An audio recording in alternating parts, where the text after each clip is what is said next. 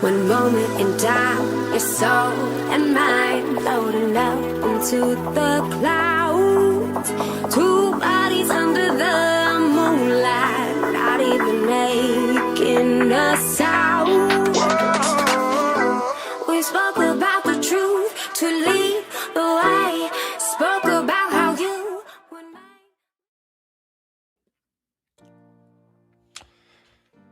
And welcome back, everyone, to some more Prize Picks in a Revival series. We're rocking in big number 12 here to close us off in an exciting fashion. I'm Exner. I'm joined here by Paladin. Looking forward to covering some of the action here that we have to open up our day with. And while we maybe not have all the teams showing up to play, we are going to be looking forward some of the action here still. And yeah, I mean, it's going to be a good time here for the last one remaining.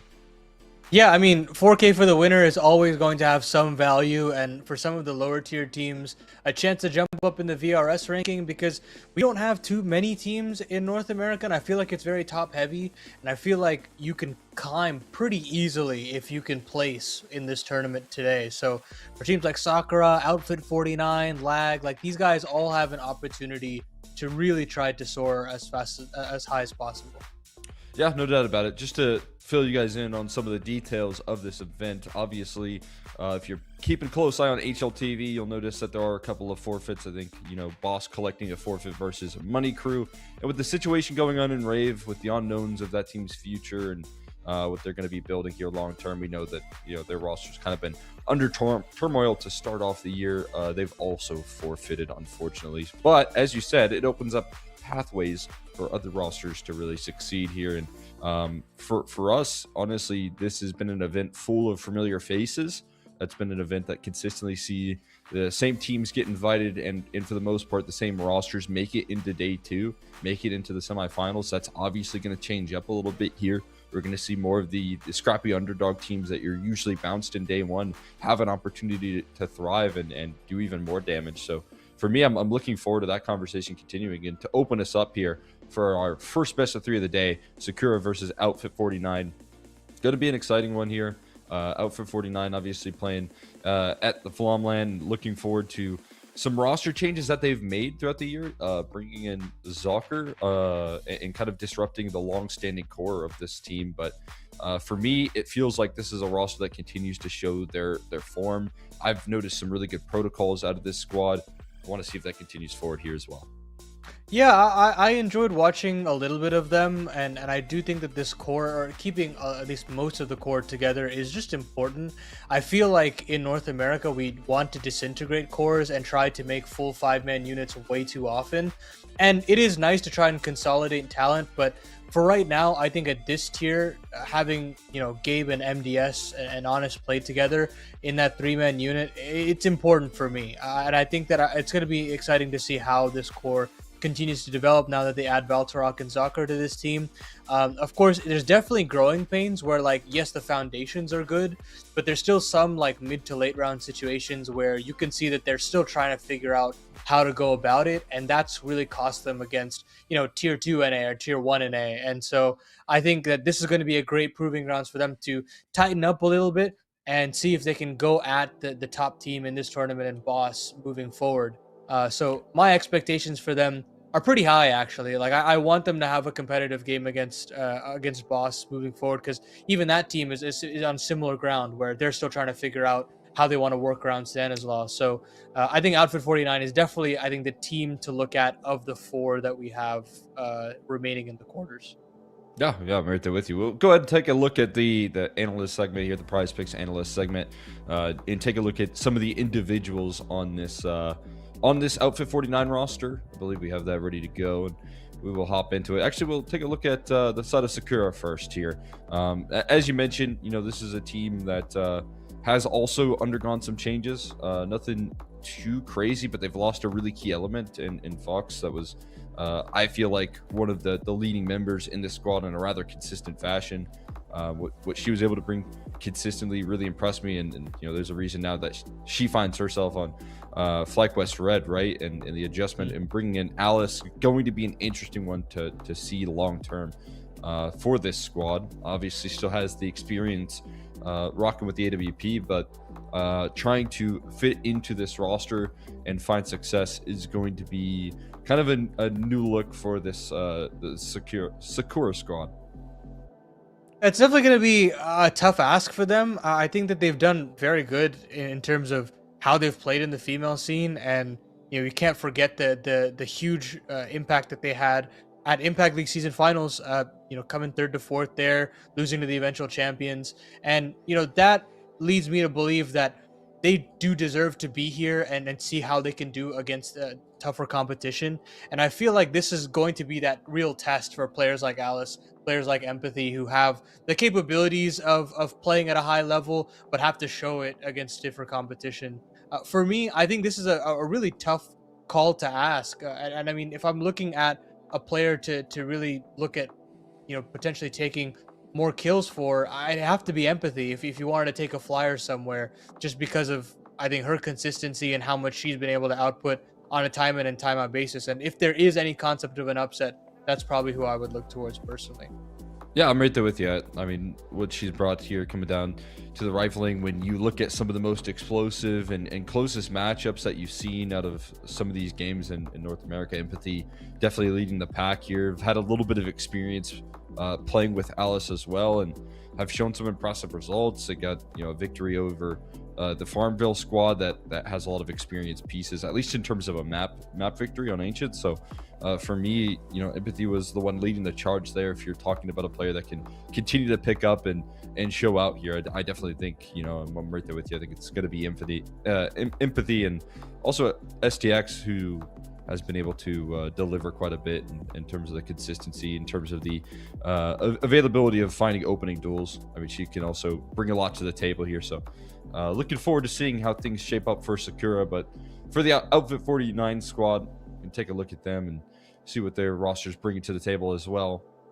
For me, Zocker's kind of a wild card for this team. I really haven't seen a lot out of him in terms of playing out in the North American space, but during some of the limited reps that they've been able to have so far, playing out in the Dust 2 Eagle Master series, it's been pretty impressive. Zocker's been able to put up some decent results for this team already, and trying to carry forward some of that conversation here is going to be a big detail for this Outfit 49 squad, who again have really tried to limit their roster changes, but have been a little bit more interested in making some of those roster changes here as of recent. But to couple that with other key figures, when I was watching Honest on LAN, just performed out of his mind. I feel like, again, this team did way more than I thought they were going to be able to do at the Flomland. So talking about carrying forward some of that momentum, Honest was a key piece, being able to show up versus some very difficult teams. We want to see that storyline continue here for them, and continue to develop here for them. They were playing underneath a different banner in Phoenix, I believe, but still having a lot of momentum to carry forward. Yeah, I feel like some of these totals are pretty high across the board. I'm not necessarily seeing things that are popping out to me. I think the most interesting one for me personally is that MDS headshot at 11.5. I don't think that's a ridiculous thing to say. I think, yeah, the headshots for some of the riflers are probably a bit more forgiving to take. Stuff like, yeah, MDS. I think Valtorok's not a bad shout. And Gabe as well. I think all three of these guys getting more than what they're allotted is definitely reasonable.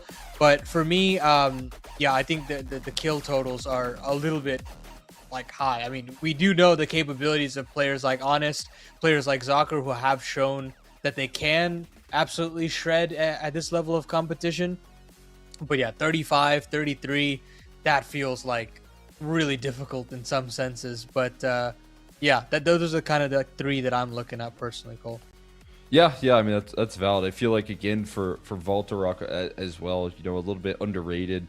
When I think of the two pieces that were able to show up on LAN versus the best competition, I was thinking of Honest and Valtorok. That duo, for me, was able to, help out in taking a map off of NRG on their stronghold of Nuke, which is always going to be a interesting case, but definitely some high totals there for sure. So see if they can reach it. Let's see if they can gather some of their goals as we take a look at the map veto here. See what Outfit 49 is going to select into out of the gates. Had the option for a nuke here, didn't really select into it in the early stages, or are willing to leave that open to a decider, play out a Dust 2 that can lend to the firepower here itself and try and get that thing rolling. So maybe a little bit more attention going to be put onto some of the opping presence here for both the side of Sakura, who are going underneath some changes here with the opper, and for the side of MDS, who can bring in some good work with the op.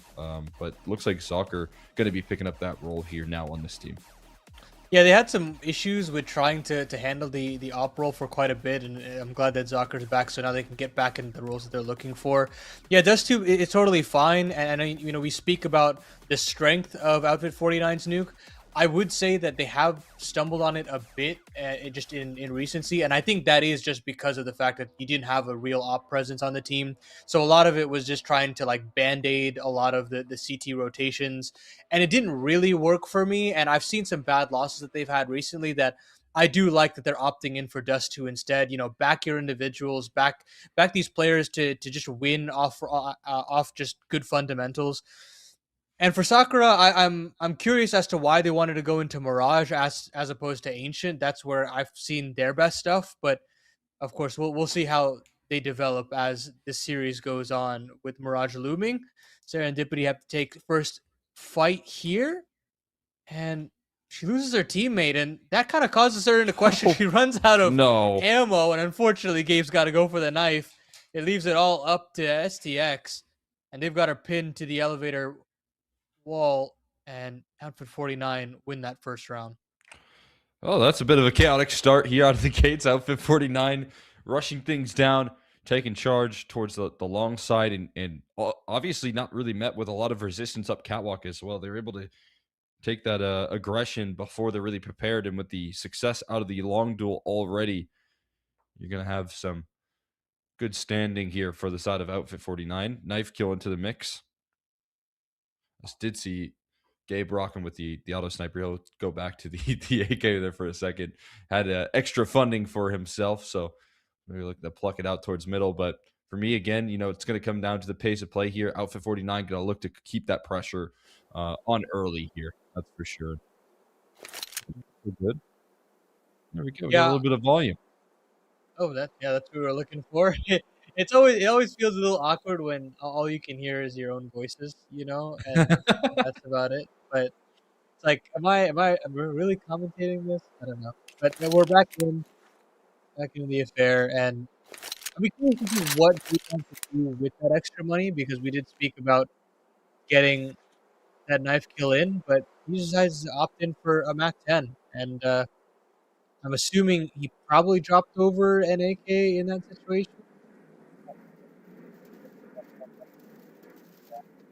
Um, but yeah, that pace is something that is going to be interesting to watch in this map, because Just 2 definitely lends itself to that. It doesn't require many phases in map control. I mean, you can take short and you can take mid, and then you can basically call the split however you want.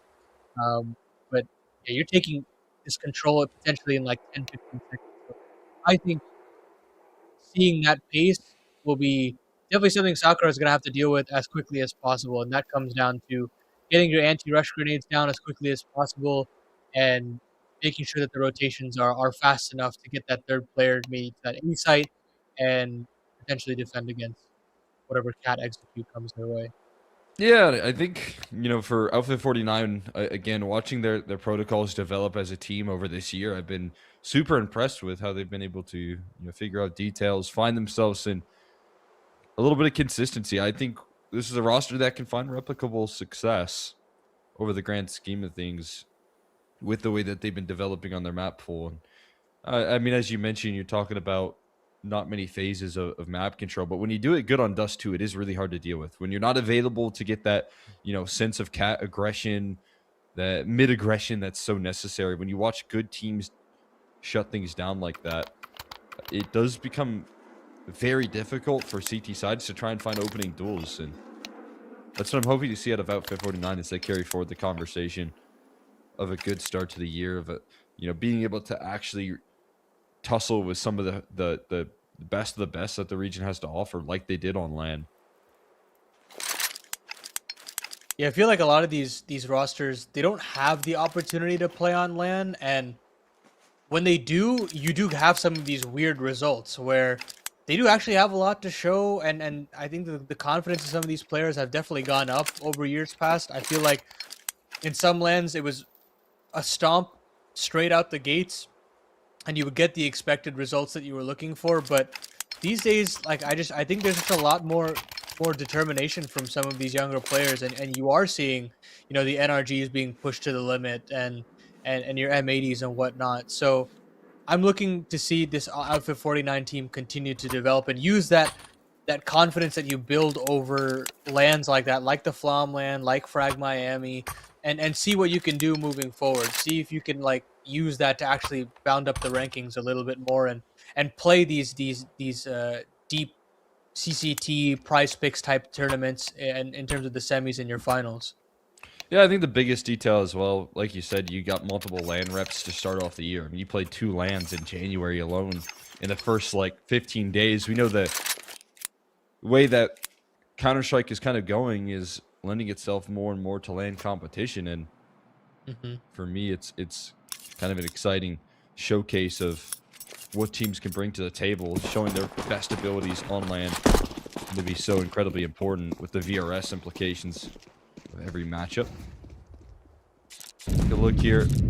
Out of force buy though here as we get back into the action. Sakura going for a big investment and a very quiet crawl through the long side. See what Alice can do versus the long attack, and it's a quick dismissal.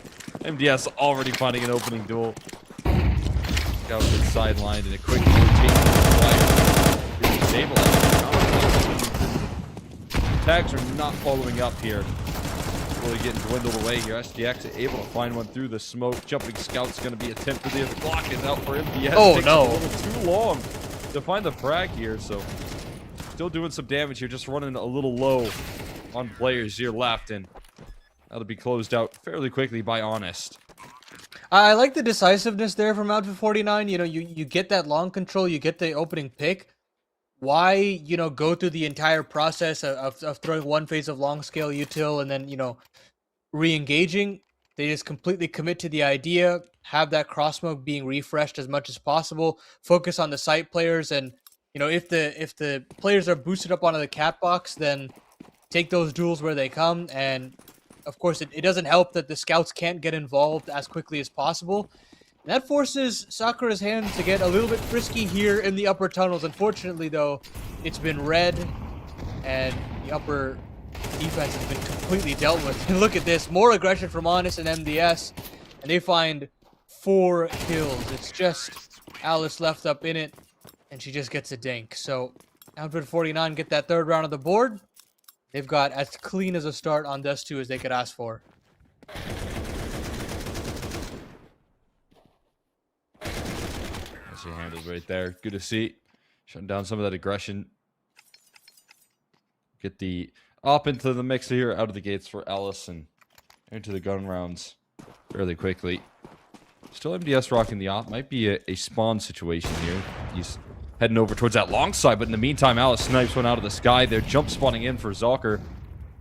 And MDS might get the rock with the rest of the round with that AWP. We'll trade things out. 1 for 1 there eventually. The ops both rattle off here, but MDS takes 2 eventually. Long smoke in order. No help here, but SDX able to track the spray here around the smoke, trying to find a way out or sticking around here inside the smoke, looking for something tricky. Honest might not be prepared for the level of play, and SDX staying patient will be rewarded with a follow-up frag here. Now it's Voltarok with the last-ditch effort out towards B. Voltarok's, I mean, really the only potential player that can turn this thing around, and found Ava here on the corner and pushed to the back of the site. So now she's just got to fight tooth and nail, and she can't. Just needed one there to make the retake doable. But now on a 2-on-2, you heavily favor the T side. Resmoke can come up, and before that nade actually blows open that smoke, another one is right in front of it. So now the CT's turned back around. Molly's all they have to draw in, and it's aggression coming through here from Voltarok. Doesn't necessarily end things just yet, but STX has to whip out the sidearm, and it won't happen. Gabe able to sure things up right there, keeping the safety of that B bomb site, holding it off against the post here. And Outfit 49 being able to close themselves out. Another one here, despite player down early in the round. MDS back with his weapon of choice there at one point, and being able to find a couple of picks there with the op is quite nice. And then that last-ditch effort that we highlighted from Voltarok, able to save things from getting a little too far out of control here. Yeah, well played there. I mean, I did feel like the long protocols were a little greedy there initially to try and force the trade onto MDS. And, you know, you just, you know, cut your losses, you play pit side, and you give the 4-on-4, maybe things work out later on in the round. But that man disadvantage eventually comes back to haunt them. Luckily, STX there to pull it back. Now, this eco, it doesn't necessarily feel like they've got the potency to really cause some damage. You're hoping these boosts can net something, but the Molotovs are fantastic, and the flash is even better. Completely blinds up STX, and Serendipity caught in that Molotov for quite some time. Now Zocker can get activated on this AWP, so death by 1,000 paper cuts here for Sakura. They are charging back with a couple of pistol kills. Until now, it's just Ava who, I think, in her best interest to just save here. Definitely the case. Might be a couple footsteps heard rocking on the car, though, right now. Gabe realizing and will collect the finishing kill there before the AK is able to be held on to. Trying to run away, find some safety in the round. Not going to happen. Again, good protocols here to find a couple opening duels out towards the middle early. This is what I highlight when I talk about this team, though. The utility usage to back up these rounds up against pistols is so deadly. It's pretty fierce here, and that's not only what Sakura have been experiencing, but some of the top teams in the region. So feeling the full brunt of that utility towards middle, not able to take an aggressive stance with the pistols. Oh. Trying to use some utility here to do some damage onto the B player, Neva. Won't be able to do that. Staying healthy. Keeping this aggression at bay here for now. But it forces them into a passive stance on the defense initially, so my highlight is a little bit of a challenge for this team. Good Molly might reveal some information. A couple of ticks might be heard right there. Spam doesn't connect, but they should know that short control has been established by Outfit 49, and with that, you get the third rotation, at least considering the fact that the A execution is possible. And the Cat XE util is being thrown out, so at this point MDS will play behind it, see what he can find, but the real name of the game here for Outfit 49 is this B split, and unfortunately for Sakura, they're not going to be able to get any bit of information. Finally, Alice does find the kill, and so now the jig is up. Now they know what's coming. Multiple smoke spam out towards middle, but a good line held from STX. Finds a nice follow-up frag and the multi. STX holding things together on the mid approach here. Now it's up to Ava to deal with the aggression out towards Tons, and might not necessarily be required here. STX, with that mid smoke fading away, is going to help out initially. There's the pop-up, though. Ava missing out on a kill just yet. Now has to take him a whack-a-mole dealing with the opping presence and never being able to make the crosshair successful. Means that Zocker's going to have to back away and save. Sakura going to get on the board. A nice couple of multi-kills. The new gun in Alice stepping up with the AWP and following it up with the STX multi-kill again. This time is going to be good for the opening round here for Sakura. Yeah, that's a huge kill there from Alice. If she goes down and she doesn't get anything, or even just lets the cross happen, that's where doubt kind of seeps into the minds of the CTs. There might be an over-rotation over to the A-bomb side. The mid-play isn't necessarily there from Empathy, but instead, the spam is good. They get a couple of ticks in terms of what's going on in the middle of the map, and STX locks it down with a quick double. Basically allows her time to actually get set behind the car and find a couple. So, well-orchestrated CT round there, but immediately getting ripped away with honest entry.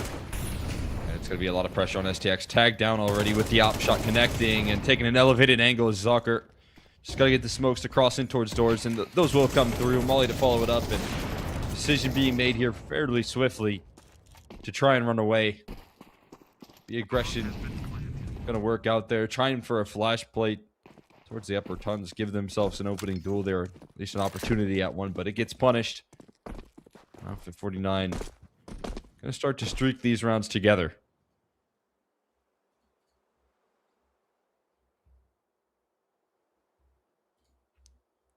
The hunt is well and truly on, but feels like it's going to take quite a bit of time for even just Gabe to really get to pit side.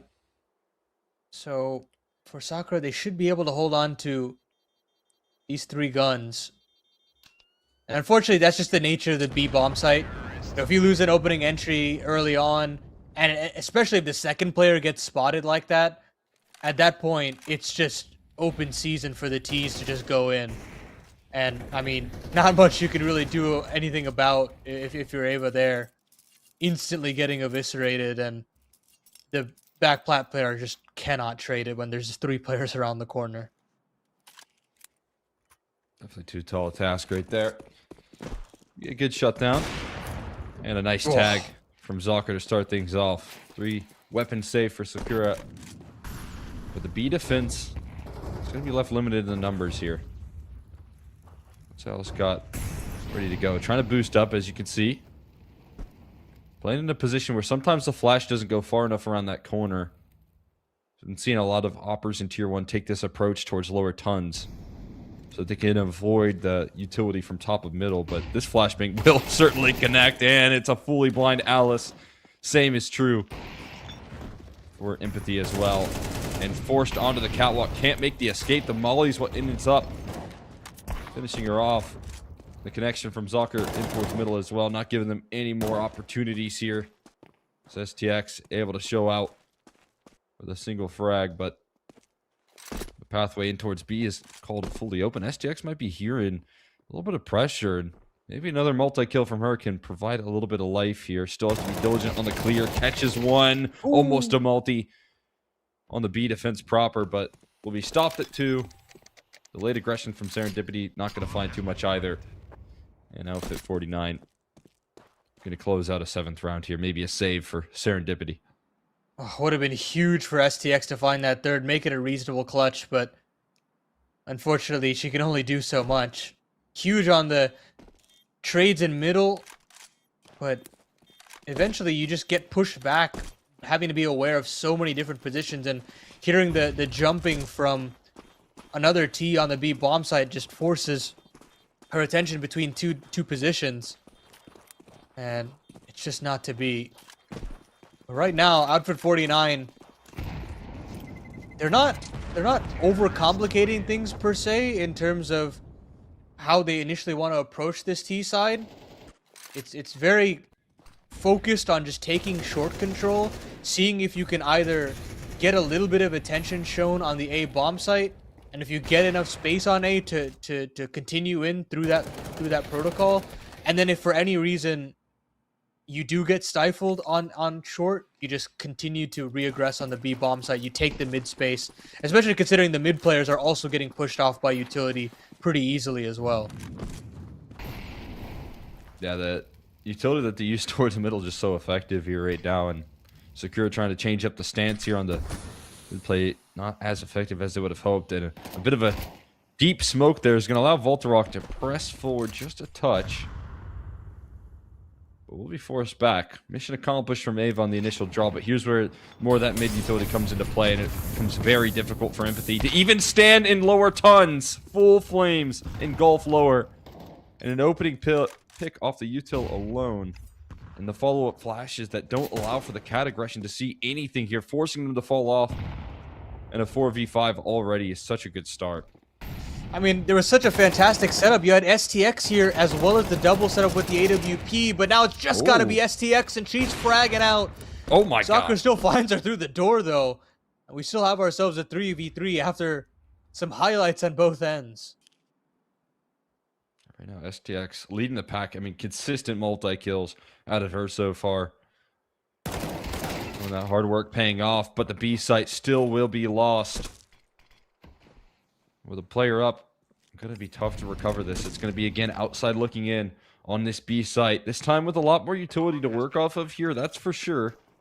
But Sakura not interested in even crossing towards the middle. You can see Gabe could have been a late activator here on the mid lurk. Had all the time in the world to make his move if he so choose. Doesn't need to here in this case. And really frustrating round to deal with here. As Outfit 49 crossing all their T's and dotting all their I's here in the rounds.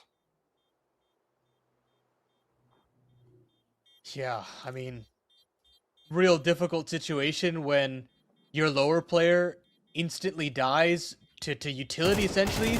You're not even... Wow.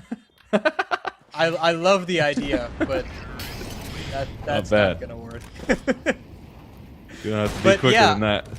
I feel as though like once that lower player dies, I mean, the cat players have to disassemble the boost. The mid player is pretty much caught in no man land. Luckily for STX, she's just been fragging so well that she could get away with the multi again.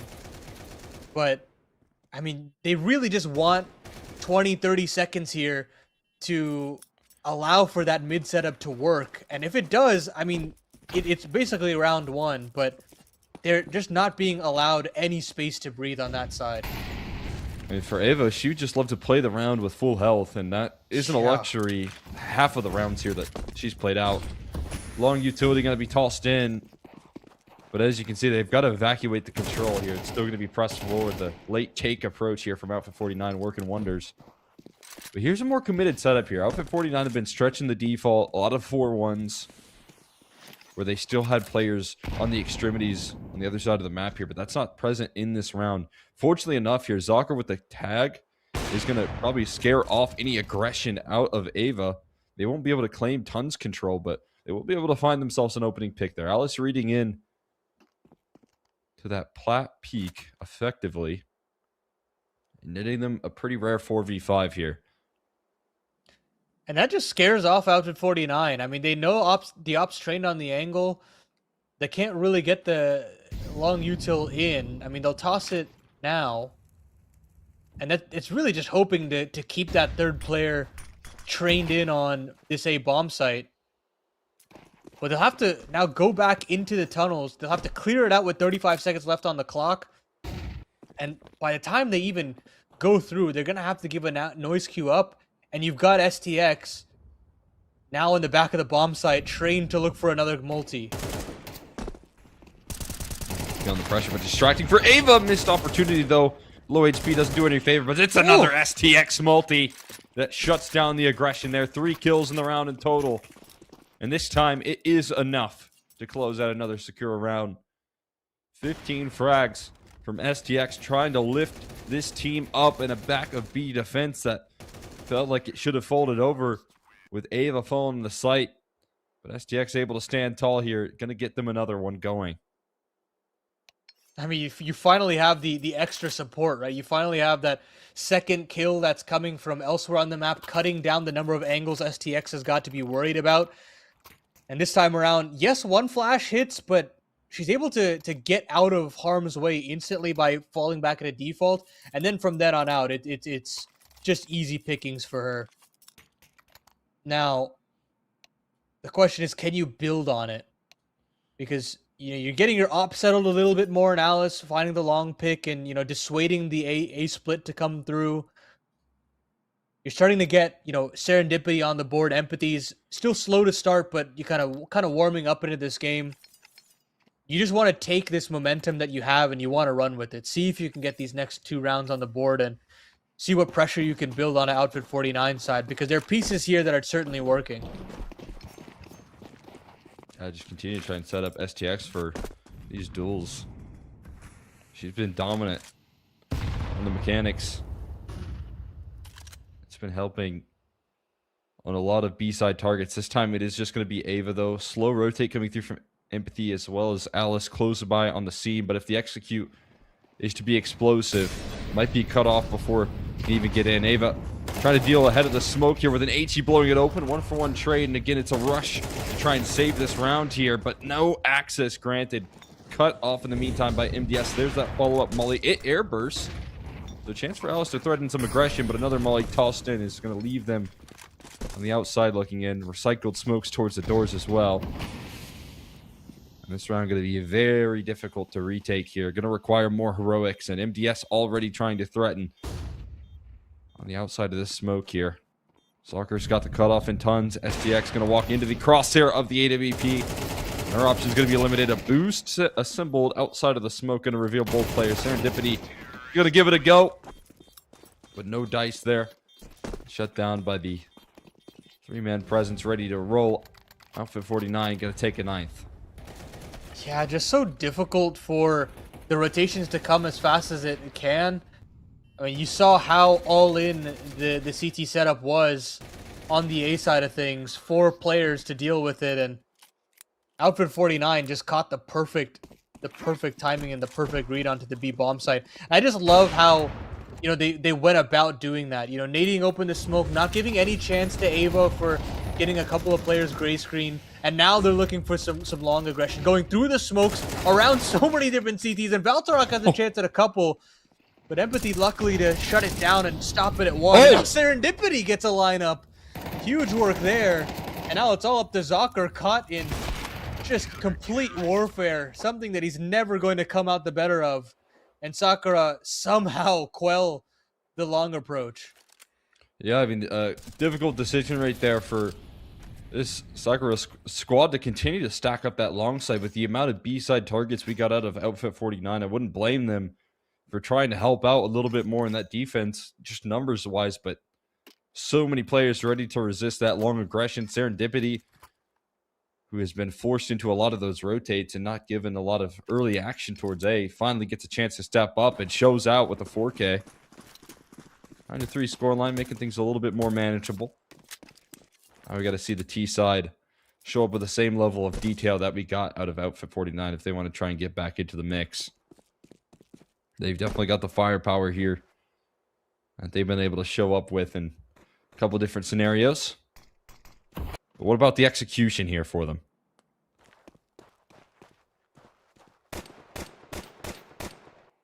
Oh, I don't know how many kills come in just that quickly there for Outfit 49. There is no execution. There's no chance at the execution because Valtorok just found a quick couple from the back of the big box, and it just looks so sublime. I mean, what this is done with, yeah, barely any bullet shot in the magazine. Oh my god. And double digits instantly found here for Outfit 49. All that setup for Sakura just gone in an instant. Yeah, vanishes in thin air there. Big game plan on the pistol, trying to split up throughout the map, but your pack gets completely disrupted by the precision out of Outfit 49. MDS squad's had a lot going up the catwalk, so be prepared, be advised. It's going to be a play off one flashbang that tries to get them through, but A1S is ready to spray them on down without any firepower here. At least a kill out of Empathy's not bad. We're going to get chased down here by the MP9. We'll be taken care of here. Outfit 49 closing out another confident round. Famas picked up as well, so they only lose an MP9 in total. We're able to recover that A1S just the same. And this one could be quickly finished up here on their own map pick here. Very interesting that he had a Glock there. I feel like if he had a USP, maybe it's a kill. Odd. I wonder where he picked it up from. Either way, into round number 15, guns out. And this is really the last hope for Sakura on Dust 2 to start things out. Finally have a chance to set up a default a little bit more. They'll establish lower control and push off the CTs from setting up with any kind of shenanigans through the doors. And you won't even have, like, really aggressive CT approaches. It's just these nade setups that could do some damage, but Sakura very smartly dodges it out before taking the control with a flash. A silent approach here, trying to time up the HEs nicely. Don't do as much damage as they would have liked, so this becomes a lot more deadly of a cat execution. Players are healthy. Honest, it's not. We spam down here through the smoke. Gotta find a pathway out of it. Manages to stay alive, at least lives to tell the tale.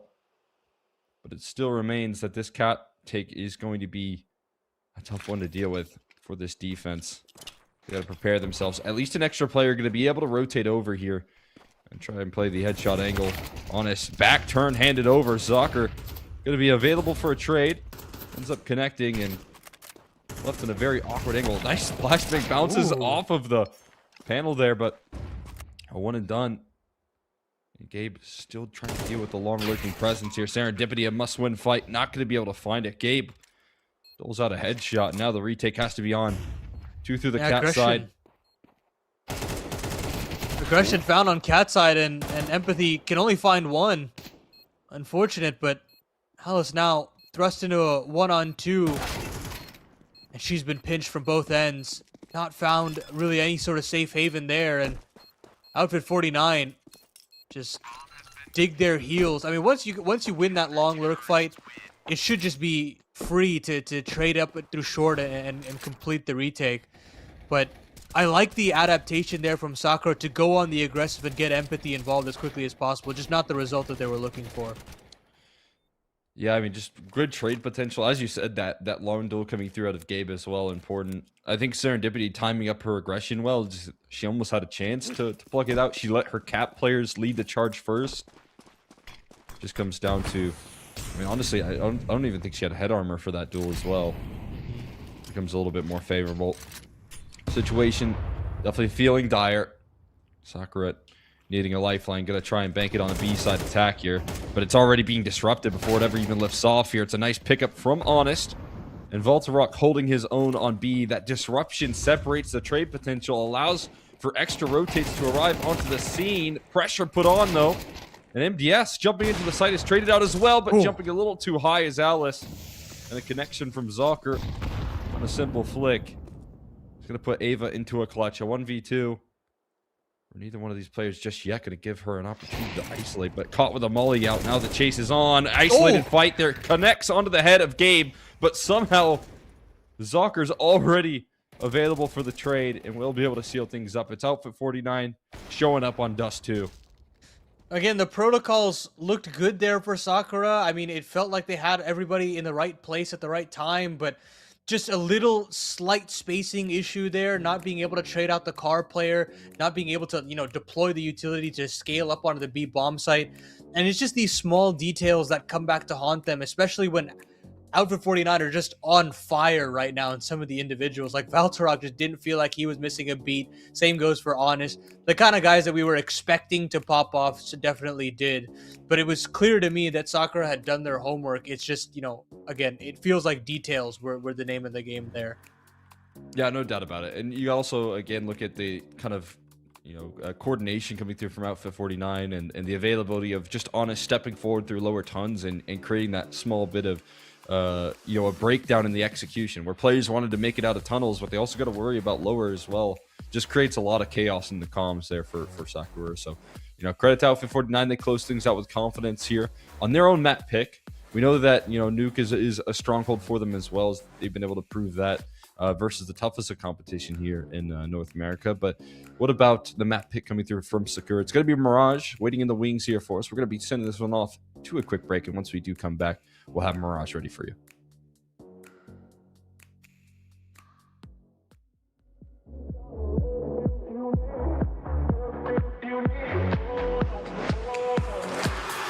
From the moment you were born, you always had it all.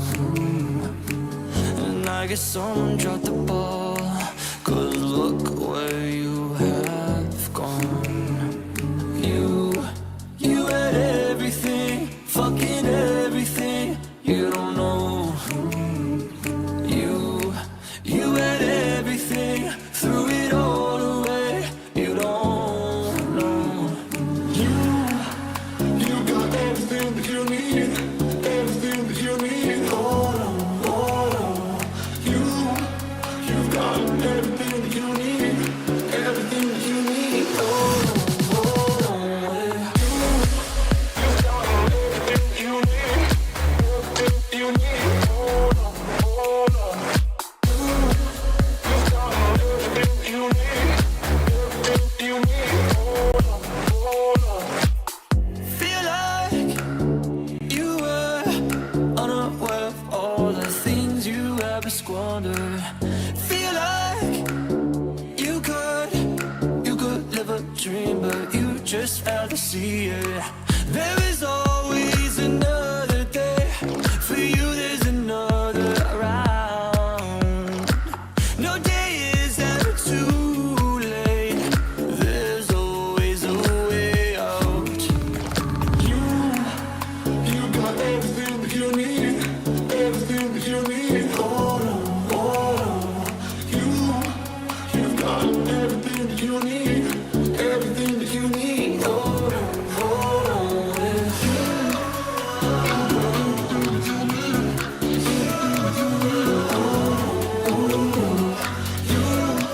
You've got everything that you need, everything that you need. Hold on.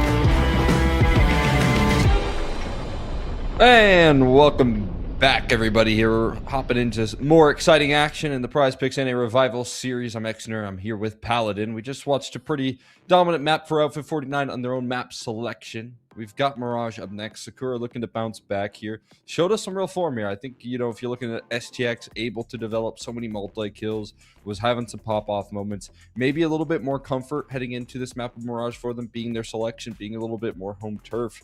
I mean, are you expecting availability for a bounce back here from the squad?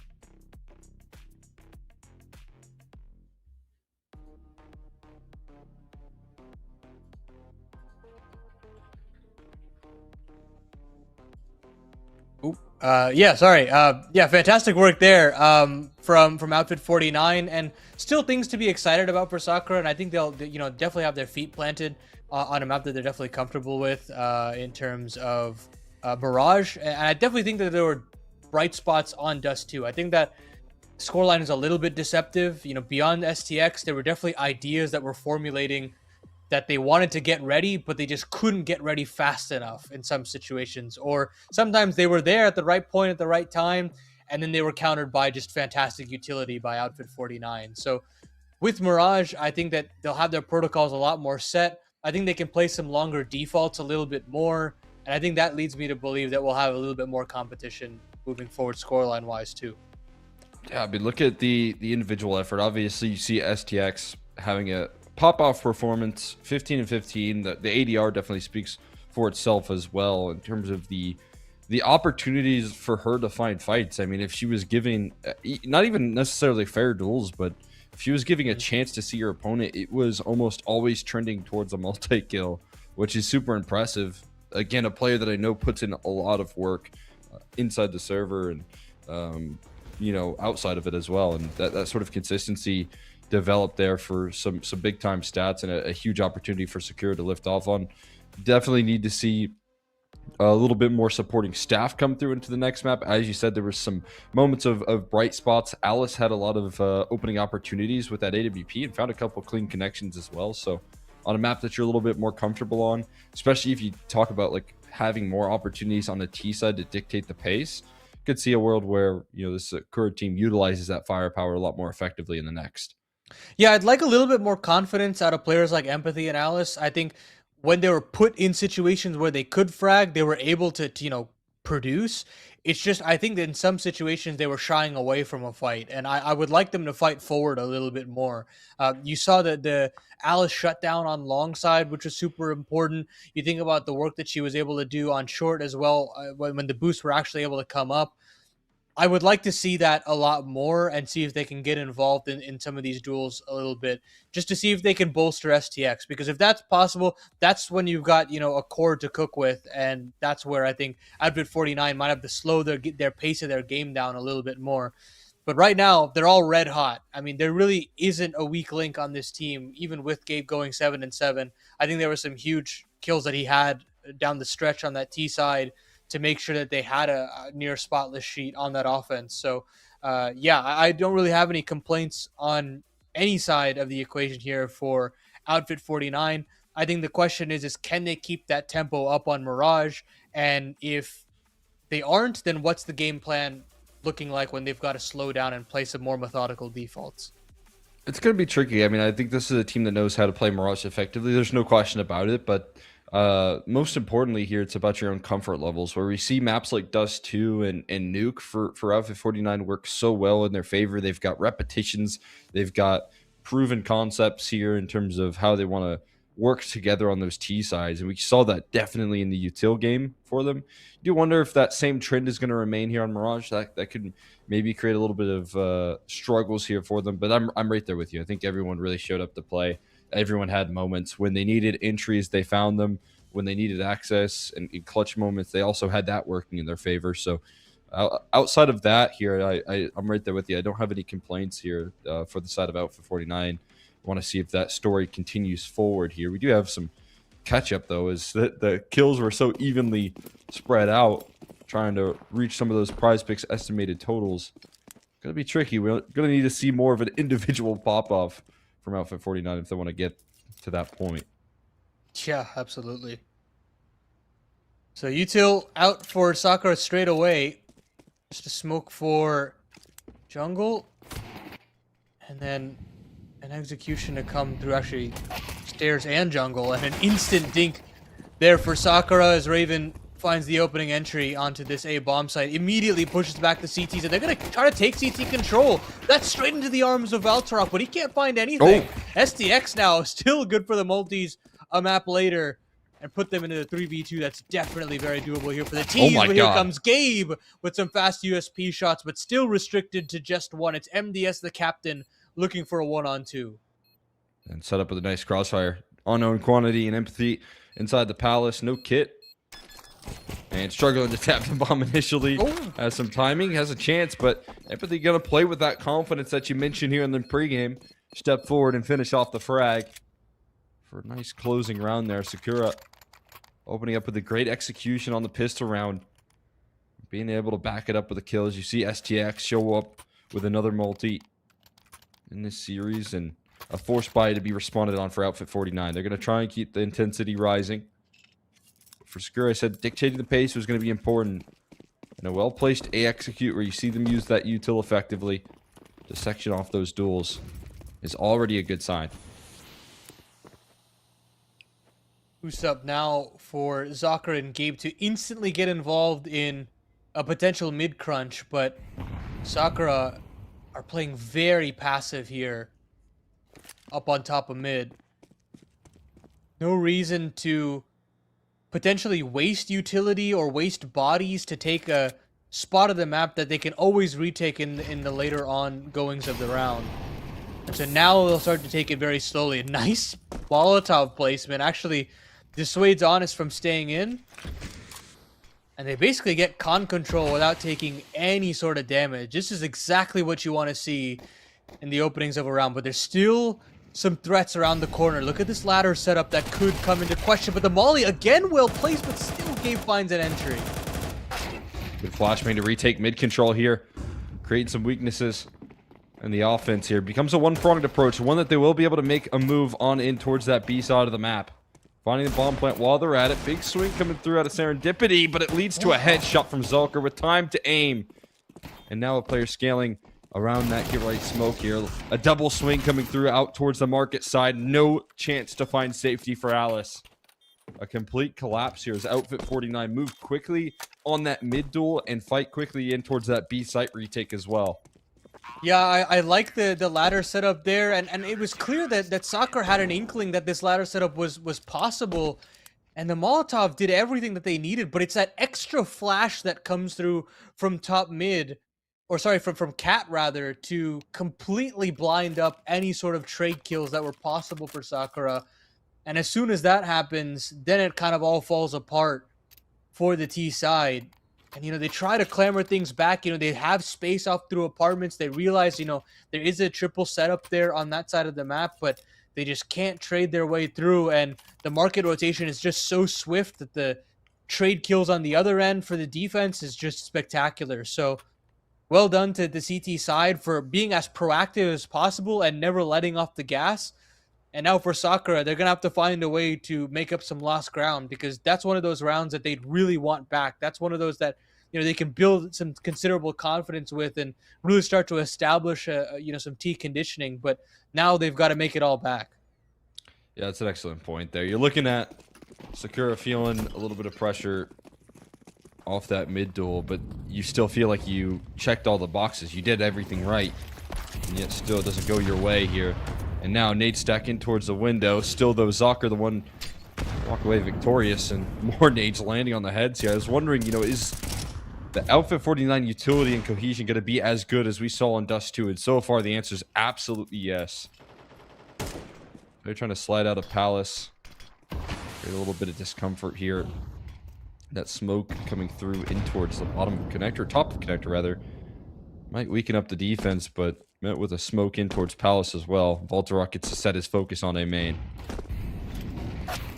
Do get out though, and just before the smokes plume, STX goes down, and Voltorok still has some chance to do some damage, but he only gets restricted to one. Oh! Trades look good, and Empathy finds another and make it another. Oh my goodness, Empathy on 4 HP manages to win out the clutch on the Deeg.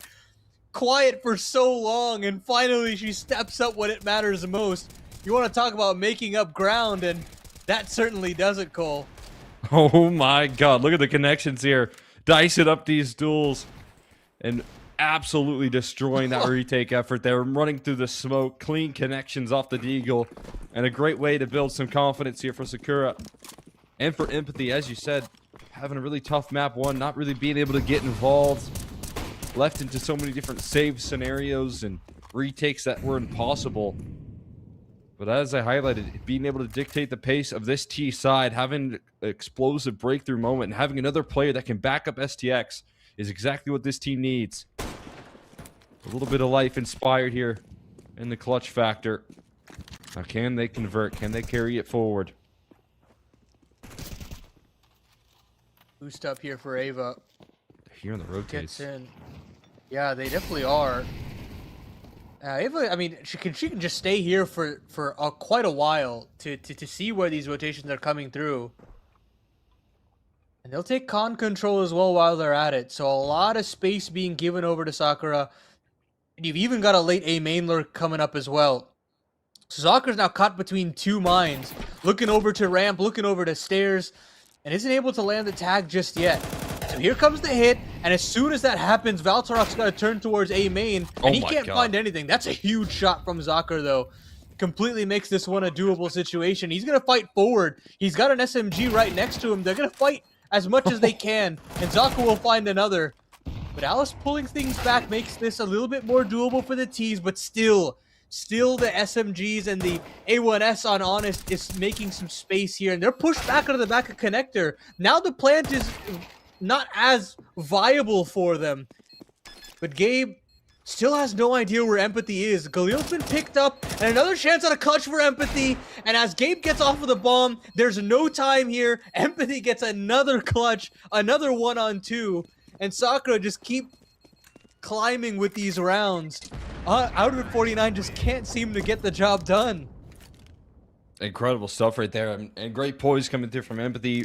Really easy conversation to try double swing and commit in the confight with your teammate, but holding things back and playing that bomb timer perfectly despite access granted out of these scout tags and headshots rolling out from Zakir. The space created out of Connector and the sharp decision making to really isolate that solo A defender. Working wonders for Sakura. Now back-to-back rounds here finally converted. Might force the white flag to be waved here. I think that Honest got sent the A1S that Gabe picked up. Armor still maintained, so they'll have a little bit of fight in this round, but fighting rounds in a row here, a great sign for Sakura. And having Empathy develop another clutch. Going to continue this conversation here. Yeah, I felt on Dust 2, we had a lot of 2-on-2s, a lot of 3-on-3s that you would lean, you know, firepower-wise to Outfit 49, but it always felt like the reads from Sakura were right. Just, you know, not being able to convert in those clutch situations made the scoreline look as lopsided as it did. And now you've got the inverse. I mean, the reads aren't necessarily the greatest from Sakura. They're put in some really weird post-plant situations where they're not favored, and somehow you're getting the clutches to go your way. CS is just such a fickle thing sometimes. And now, Sakura have got a little bit more space to breathe. This is one of those that they surely can put in with how much mid space that they have and no established, you know, cat setup here. It's just Honest here from Ladder that has a chance at a couple. Oh my god! Somehow, he makes something out of nothing. A triple kill from Honest. And now it's got to be the apps play to make job done here. And Empathy again called upon long range with the Deagle. Now it's on a Zakir. Still a snake in the grass. Still has a chance, but the gun goes dry. Empathy switches back to the MAC-10, and she finds yet another. A minute 10 on the clock, so there's a lot of time that they can play with this, but Valtorok's here on the flank. Still has an opportunity at a Deagle headshot. Is just trying to line it up. Knows where both of these players are, but can't connect. And Empathy swings around on a dime. A 180, a triple kill, 9-1 goes Empathy, and Sakura up 4-1 as well. I mean, there you go. There's the pop-off moments here. Empathy doing it again. The pressure rises on that B site. There was so many vulnerabilities. that player in the back of the site. Zocker looking to play the Joker in this round and surprise, but gets chased down, tries to peek, and the shots go missing out of the CT side versus Empathy, who cannot miss. 9-1. Another shutdown round here. Fast up the mid boost here on the scaffolding, able to connect while blind through the smoke here. Empathy getting dwindled down as well. As mid control not going exactly as they hoped. Zocker will find one as well. As the guns get reinforced here, so do the hold. Empathy down. The clutch player out of the round here, and a huge sigh of relief among the camp of Outfit 49 as they look to find some stability. Feels like Sakura barely even seen another body on the other side of the server, just dying through smokes, trying to get out into the middle of the map. And sure, you know, you get a consolation pick back from Ava, but now Gabe can get involved off the short side, and Serendipity's left up in a really difficult clutch. Finally, they've been silenced, and with how close these last 3 rounds have been, their economy has definitely suffered. So now, they do have to bend the knee and slow the pace of this game down. They can't build on that momentum necessarily, and it's all off of just some really smartly placed spams from the CT side, not allowing any sort of mid-pressure to build in round number 6. Yeah, excellent hold right there, offered up. Out towards the middle, and that's kind of the result, as you said, of those close rounds. Coming down to the wire. Means that your MAC-10s are a little less effective towards middle when the smoke spam battle ensues. STX, also not super effective here. They trust in the hero rifle of Empathy in this round. And for good reason. Jump spotting, though. Gonna give MDS a little bit of time. Doesn't toss his smoke down, but instead holds his post here. He's alone on an island of this B-bomb site and doesn't get a chance to escape. B-side access granted. And a quick recovery from Gabe to keep the numbers in the advantage. The CT side here. Double swing coming through, though. Makes it difficult. Triple swing now as everyone gets involved when the bomb is planted. And Empathy's still alive. So the round is still on, but a double swing rolling out to punish the aggression here. Both players know it and known, but Alice lands a flick. A nice shot out of the Deagle and another clutch ahead for Secure. It all comes down to a game of timing. One that Alice will read nicely, but ducking underneath the crosshair is Voltarok to secure that clutch and deny Secure even more heroics. MDS has got to be thanking his teammates there that they get that round done, because I think not dropping the smoke there is extremely greedy. Especially considering how isolated he is in that situation. I think you've just got to, you know, play the way you're supposed to play in terms of the flight paths. You drop the smoke defensively in between bench and van pillar. You back up to the back of the site and you wait for rotation to come in through the short side instead of trying to play that weird transition play in front of the pillar. It nearly cost them, and unfortunately Alice can't connect in that clutch. But for Sakura, they'll be very happy with how that eco went. Alice gets an opening pick on through connector as well, so an opening 5v4 for Sakura to deal with and mid control to establish. They can do to play off that opening duel here. Mid controls have been a difficulty for this team to establish since the very second round of play. A lot of it has come down to the way that this CT side collapses in on middle and constricts your ability to find the follow-ups. Come through and throw big punches at middle. And you can kind of see they're still looking to do the same. Player on catwalk and in ladder. Always have to sacrifice positioning on the map here to do that, to get away with this sort of play. And Serendipity walking in the edges of middle. Gonna get double swung. Takes a little while for Gabe to finish the job. And now it comes down to Zocker. Clean connections on the B side. He will be able to establish. Quick rotations as well from MDS. And as Zocker continues to pluck them out of apartments here, the round that Alice starts needs to be finished with an ace if she wants a chance. Zocker should have a visual soon here, depending on how she takes the approach. And there's the information even further confirmed. A little cold Zera style coming through from Zocker. Trying to get the jumping no scopes. Alice feels like her days could be numbered. Won't last much longer with Gabe's angled on a nice approach. And Outfit 49 will shut down the gun round despite losing the opening advantage. Yeah, very well put together there from Outfit 49. I mean, bouncing back from a pick like this, especially considering you don't have mid control, you're thinking that you're going to feel some real pressure at the CTs, but Zaka relieves them quite a bit on the rotation. MDS doesn't have to bear all the pressure from the short side. You even have a third rotation coming in from Gabe as well, so well orchestrated there from the defense. It feels like they finally got their feet settled. And now looking to pile on these defensive rounds. Ouch. Yeah, STX and Serendipity actually take some considerable damage, and the nade gets tossed in and finishes off STX. But now the jig is up. They've got to go in, and what a transfer there from Honest.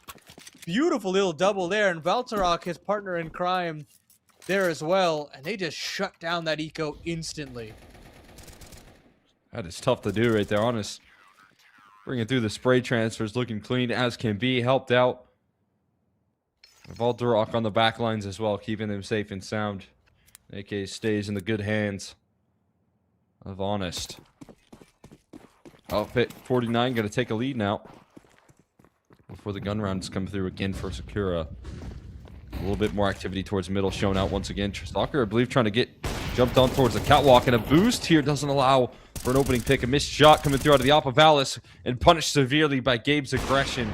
Now coverage through the underpass as well. Zocker wants more, connects through the wall, puts down STX low, still fights her way out of the hole that she's dug, but Zocker through the flames will be able to connect here, and it's an instant 4v1 for Serendipity. Just to shrug her shoulders and try and maybe do some damage on the outro.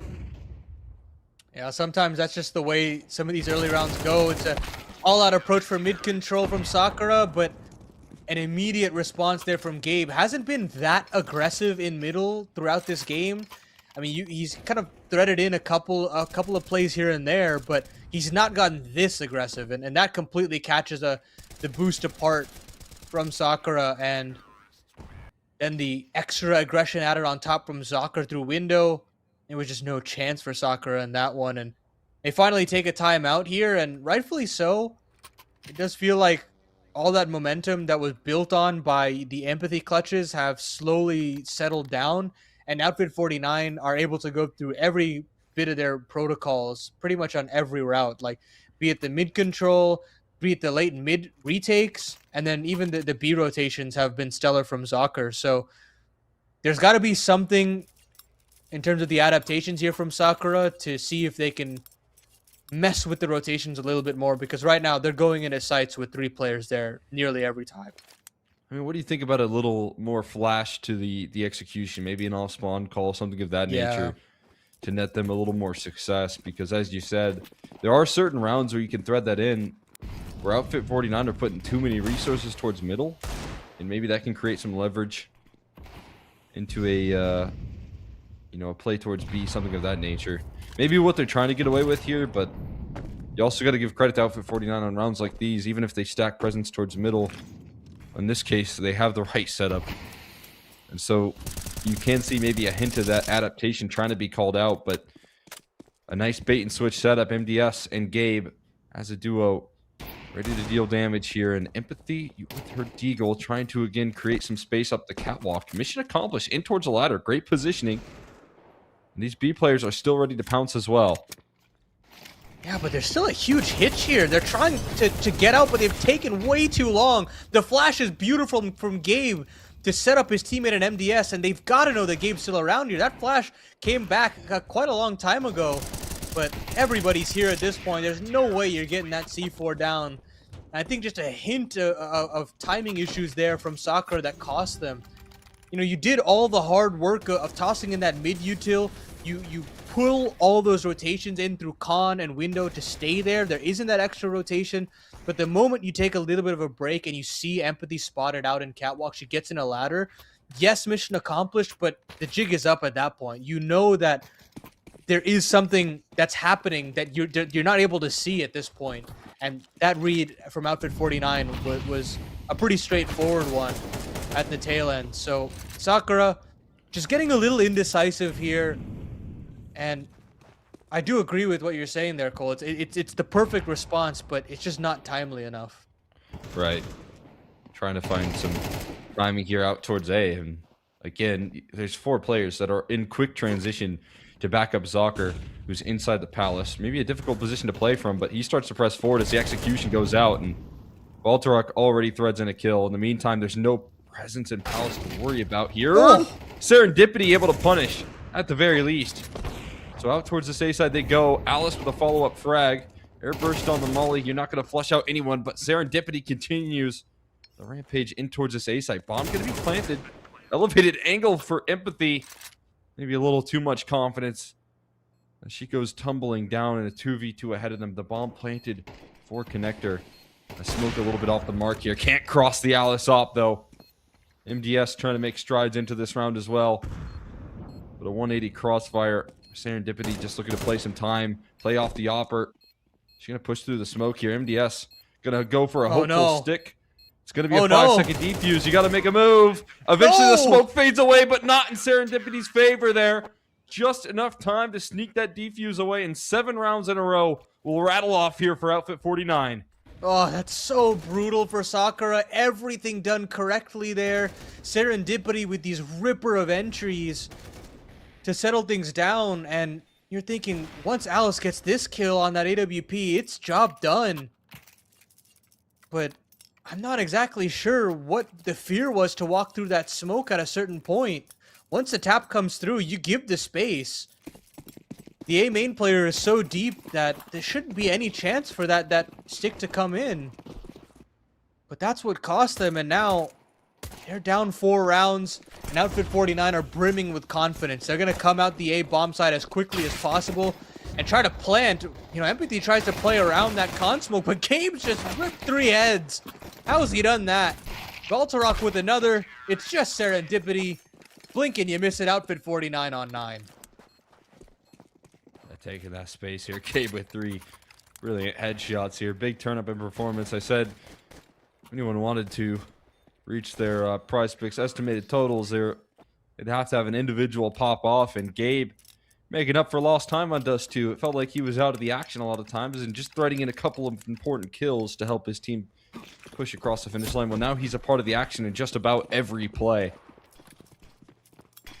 And doing so 19-8. Taking over the server. Play coming through here as well. Going to continue the aggression. Nice play off the MP9s. Closing the distance effectively, but it's MDS to provide a little bit of security here. Slow down the approach. At least trade things out even. But there's still a B defense to put up here for Serendipity. Smokes are already inbound. Do they want to press off this, or do they show a little bit of patience and poise? Does look like the latter here. Not willing to make a move just yet, even though they expend that utility. Gonna wait things out. Yeah, got the right rotations for sure. But this looks like a double pump angle. That initial rotation will come through, and then, you know, once the utility and the noise cues die down, they rotate off, and this is where the re-execution comes in. Still got plenty to use if you're the remaining 3 Ts. And it's still going to be up to Serendipity on this Deagle.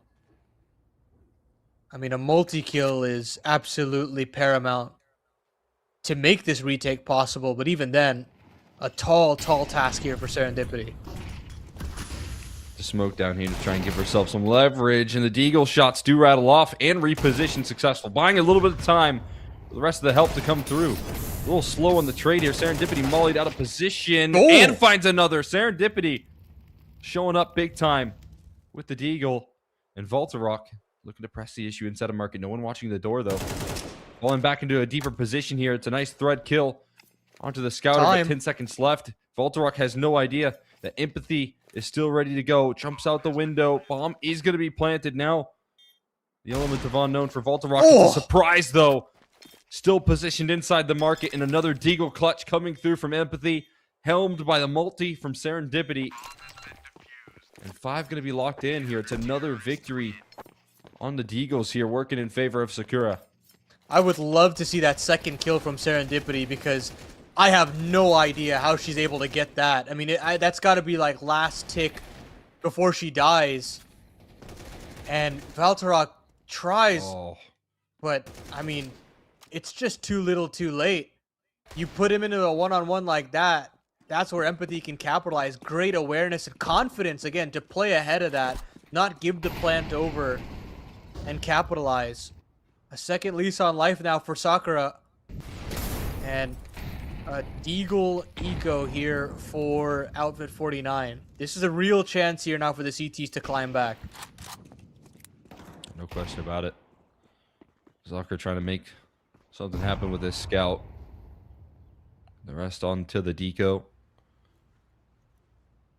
Trying to get some headshots of their own to rattle off in rounds like these. Don't buy the armor to back it up, but keep up the intensity. With Zucker on low health. We'll give Gabe a go on the deagle. Timing on the aggression for Serendipity Smoke combined with the aggression. The measly Glock at range here to punish. And there's absolutely no problem. Sakura dice up these duels. STX dodging out the shots of the deagle as well. And they'll be able to sequence a couple rounds here off the back. Empathy's clutch. But the guns will come out pretty swiftly because of the patience here. Not going for the force by wars back and forth. We'll be able to bring the rifle round into the next. You haven't had the huge pop-off rounds from STX this time around, but it feels like she's able to generate a little bit more confidence with those eco kills there as well. So slowly but surely this core is warming up. You're having these pop-off moments from people that were silent on Dust 2.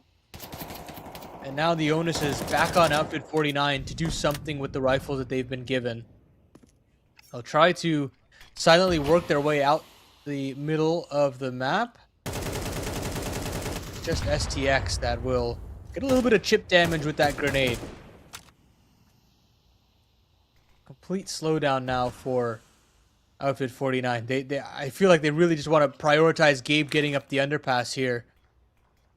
They will, but look at Empathy. Look at how aggressive she's gotten. And unfortunately, that's to her own demise. She goes down with nothing. And so now Con Control with the 5-on-4. The T is heavily favored all of a sudden. Some difficulty in holding off this A side as well. Timing working well for STX. Spots out a player in connector, but won't be able to cut it off here. Eventually finished through the approach, and now the timing of the aggression coming through from Voltarock works perfectly for Outfit 49. And piece by piece, we're able to send that A side tumbling down. With trades when necessary. The hunt is on. Honest wants to go for the finishing kill, win this through elimination, but Outfit 49 again checking all the boxes when they get those guns back in play. Yeah, I really like how they capitalize on that con control straight away. It's unfortunate for STX, who tries to re-clear middle and is baited by just a shoulder and falls into the trap of that late cat player. I mean, if she's able to just survive, let alone find a kill, you know, maybe the chance at a multi in through the con play. But unfortunately, the A defense just falls like a house of cards. And now, Outfit 49 get a little bit more pep in their step. They find that aggression and passive play line being walked very well. And you've got some check marks coming through. Valtorok with more than 26.5 kills. Getting his prize picks check mark, doing good work. As they try and close things off in a 2-0 fashion. See if any more continue to flow through. So take some mid control here. Alice looking to delay Gabe's opportunity for a prize picks check mark, shutting him down early in the round, but a trade back from STX.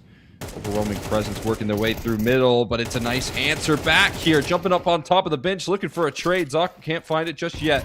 And the 8G bouncing back his way. Not allowed for any follow-up. They're out on the A side, though, is an interesting prospect. Voltarock making no secret about his position. Securing some space here, but the bomb has to transfer over. It's a long route that way. And a lot of time for Voltarock to try and buy. Yeah, and I mean, you're hoping that he can shave one off to make things easier, but Alice has made her rotation through, and if she gets a chance to ring off a shot in through A main, this bomb is never hitting dirt. Consmoke comes through, so there is just a little bit of space. That flash is well placed as well, so they will be able to get that bomb down. But now the real tough test starts for Outfit 49. How do you manufacture kills to pull this one back? Especially when they're not giving anything over to you right now. They've avoided Voltarok for the meantime. And player that planted the bomb falls back in towards A main. Soccer and Voltarok need to show a lot of unity. Here comes the retake utility. Empathy covering off jungle. They're going to stick the defuse protection for the defuser as well. Voltarok going to arrive a little late onto the scene. Serendipity with the 2 kills to finish things off in a well-orchestrated retake. For Sakura, don't make any mistakes. They will give over the space for the plant, but they won't. Let the clutch factor show up here. I like this T side.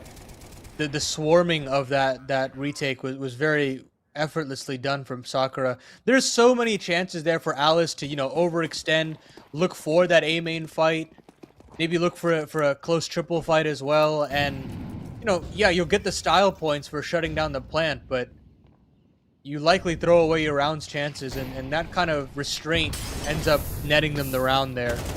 Aggression here to get up in a window, and MDS takes a heavy amount of damage, but he gets in safely. They have no idea where he's gone off to. Finally gets dealt with, but STX can only manage 1 because of that. So into the 3-on-3. Bomb should still be able to get planted, but again, a chance for the CT side to swarm in for the retake. Yeah, a couple players chip down low, but Empathy pushing past the smoke. That's a 1-for-1 at the very least. Spots out more. And Serendipity's already made the move here through as well.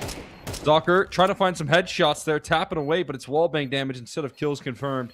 And the Glock is pulled out now. A desperate move.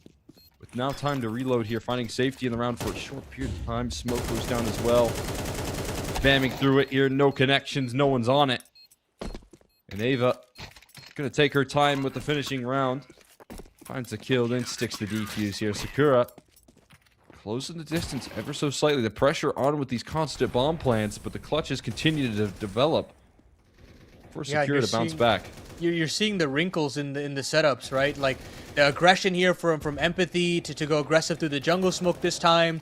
I mean, the player off of CT and Alice being a little bit more aggressive as well. But there are some silver linings here for Outfit 49. Gabe finding that PrizePicks check mark. More than 27.5. And now they're going to try to keep it simple here, Outfit 49. They've gone all in some aspects. They're going to rush into this B bomb site, but they've already lost a body. And now you've got this crossfire setup as well that is really difficult to disassemble. And Empathy is not missing a beat. Still finding another dink before she goes down. And this 3-on-2 looks mighty fine here for the CTs. So much damage done here for sure. And the bomb is down still in apartments here, so that's going to delay the effort. Negate with a nice motion. Jumping up in towards apartments. Might be able to stick in the digits now accordingly. But as you can see, Sakura wait so patiently for the retake to pop off.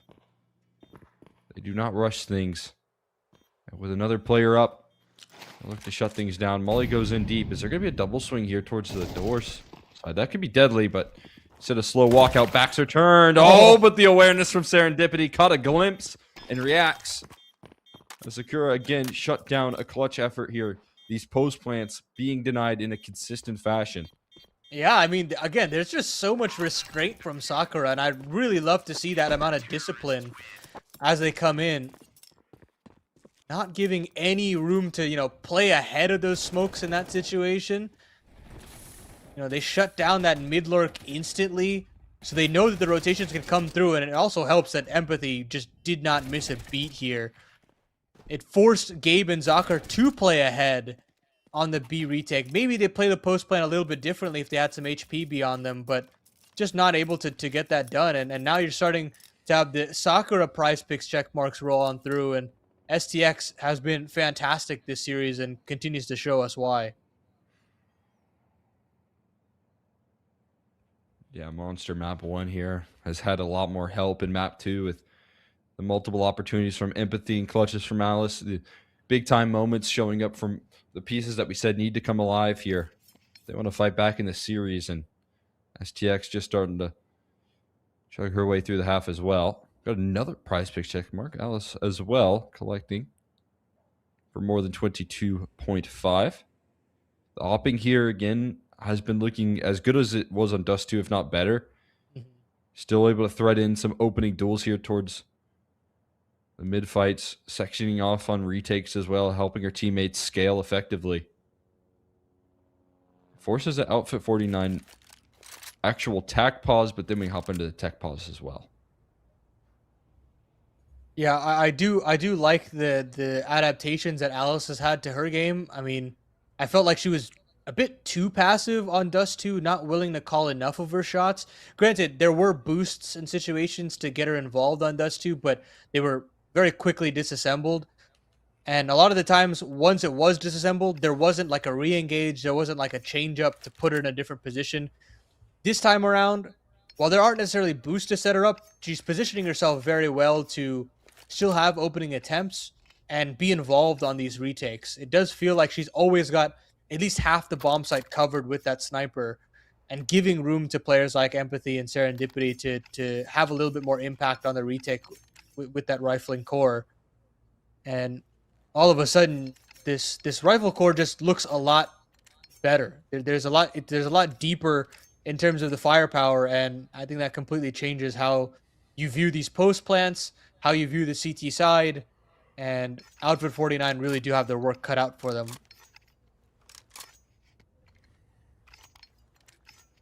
It's a weird position to be in here for Outfit 49 because you can see the bomb going down consistently. So it's not without access into these rounds, but it's about being able to sustain this war of attrition that Sakura putting onto them.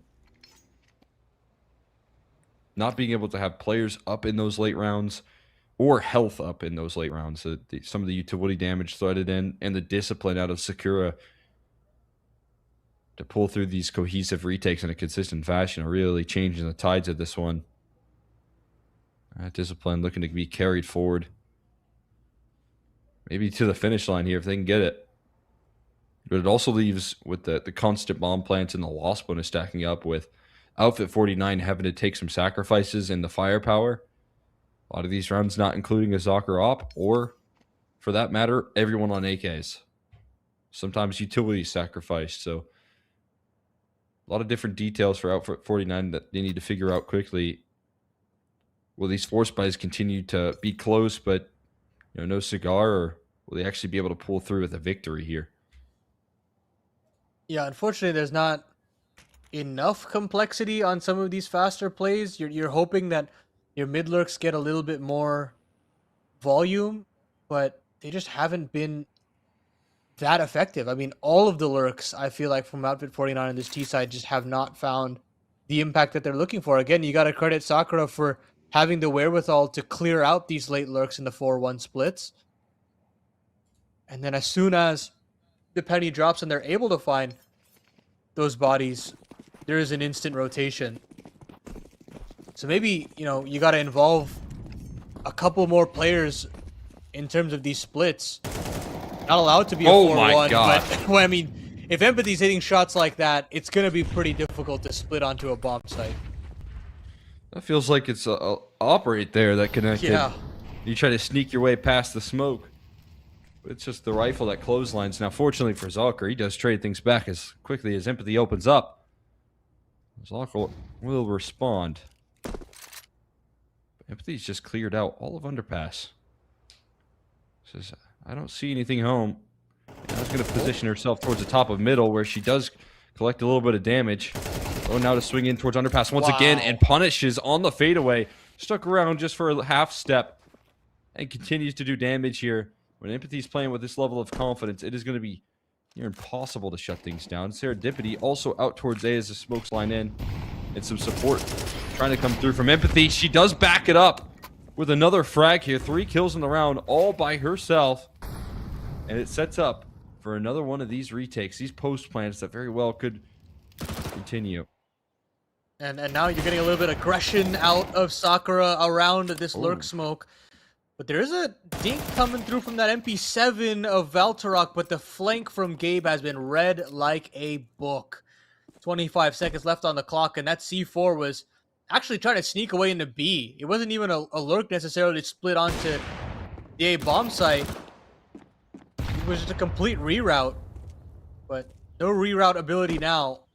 It's all got to be on Valtrop with 10 seconds left. He gets a jumping MP7 kill, but 5 seconds left on the clock. Even if he finds Alice, it's not going to happen, but he doesn't even find her. Alice with a close range AWP play, and we've got ourselves a tie game, Cole.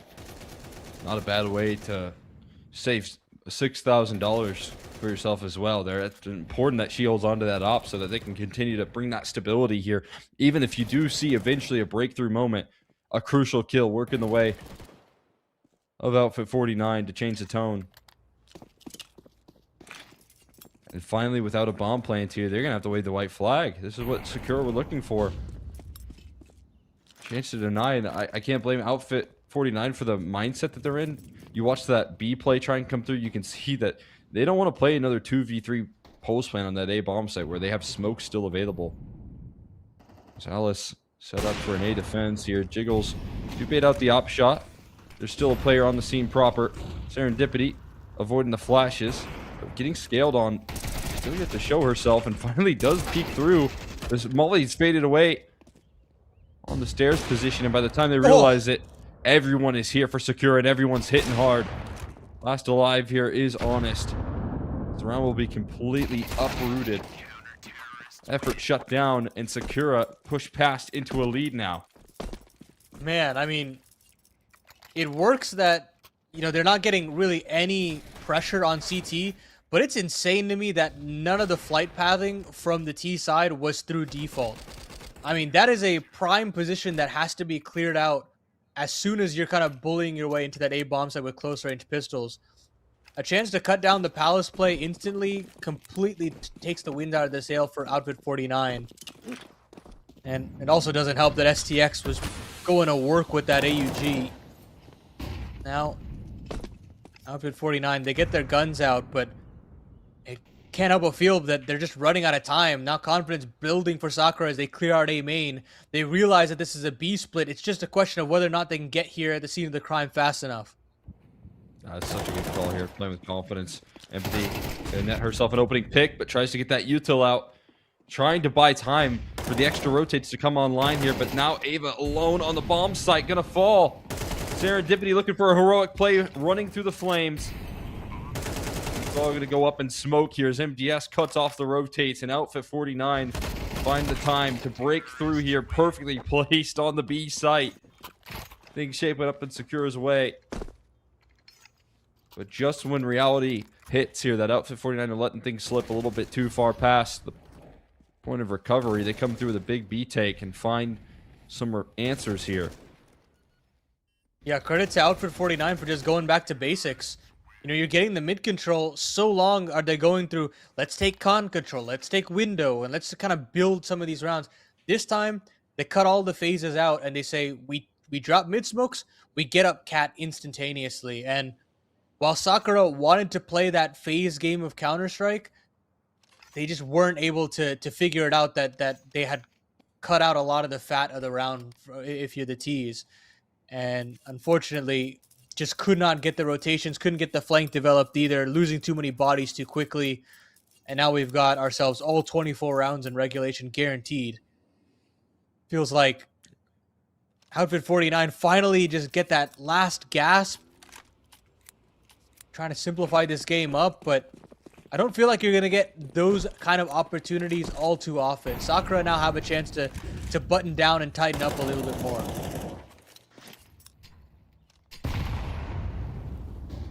Still gonna have to trust in the holds here on an individual front.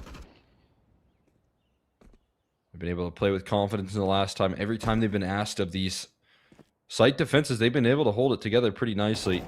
Last round, more of an exception to the rule. Soccer looking for a connection. Missed a shot out to the player in CT, but Ava still on the scene here and quickly dismisses MVS. Trade is available as Honest steps through, and Serendipity pushing past the smoke. It's also caught early here.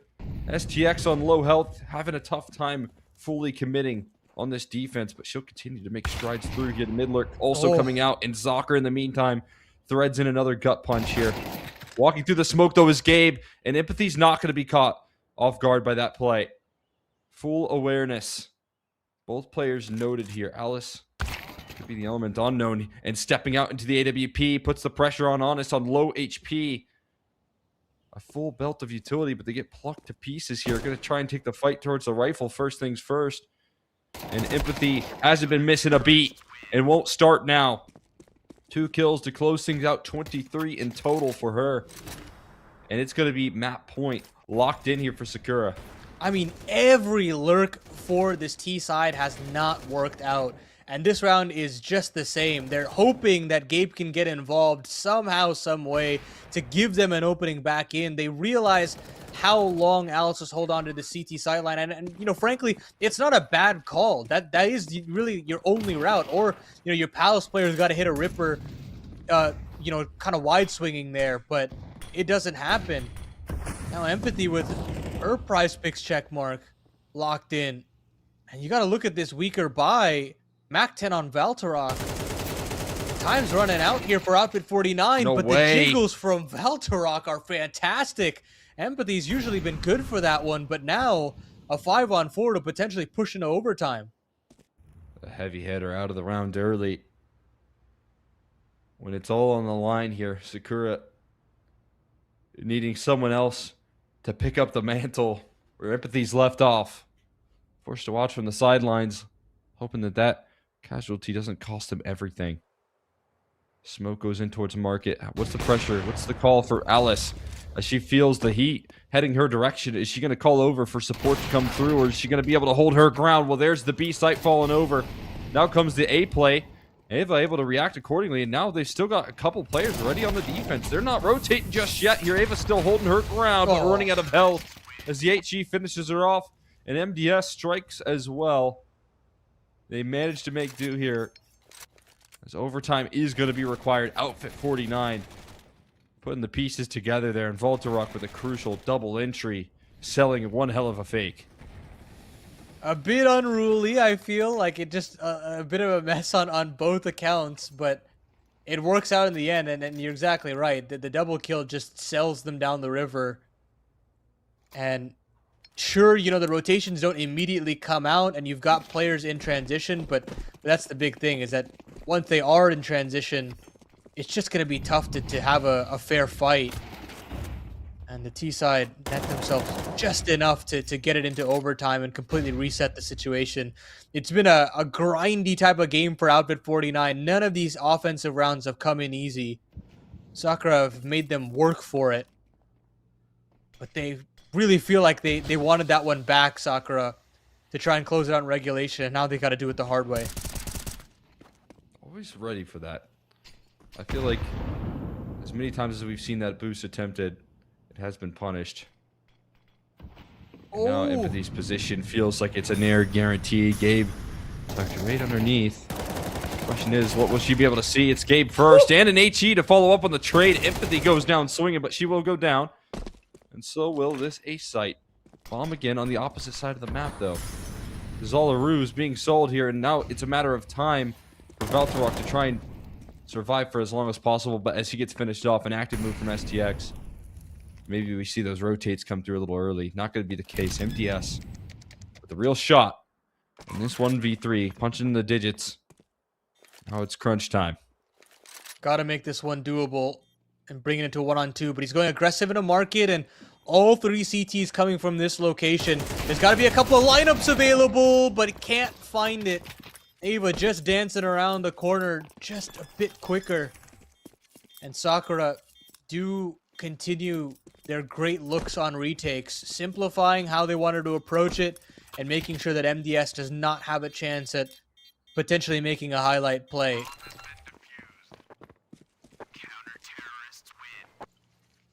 Looking a lot better here, Cole. Love the decision out of Alice to step forward first with the op as well. It's more so what we talk about. The cohesion on the retake remains consistent. And Alice not hesitating, identifying where the position is of MDS first things first. Is an incredible close. We'll see if they can continue that conversation. Got another gun round in order. I'll start him with the op in towards the middle. Shot goes a little bit high here and fast out towards mid. Up the catwalk already. MDS taking a lot of damage here as the collapse comes through, and Empathy doesn't fall back. No, she fights ahead of the utility here. Continues to try and make strides up the catwalk.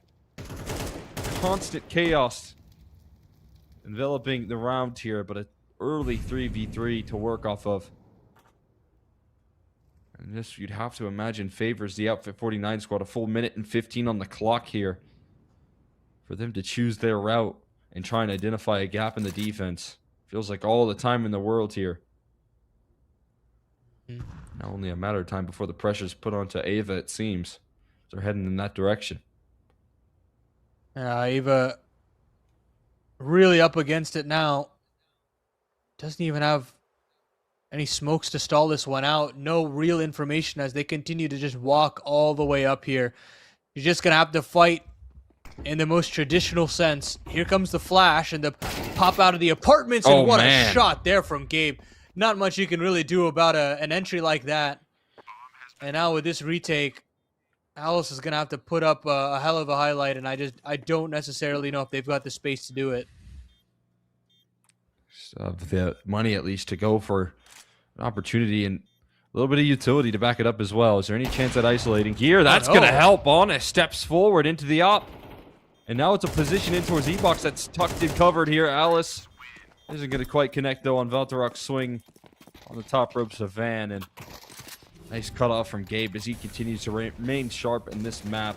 A chaotic start to the round here, but one that's worked well by Outfit 49. And Gabe on an individual front leading the pack with the 3 kills in the round here for him. And there was a real gap there from Outfit 49 once Alice is given a freebie like that.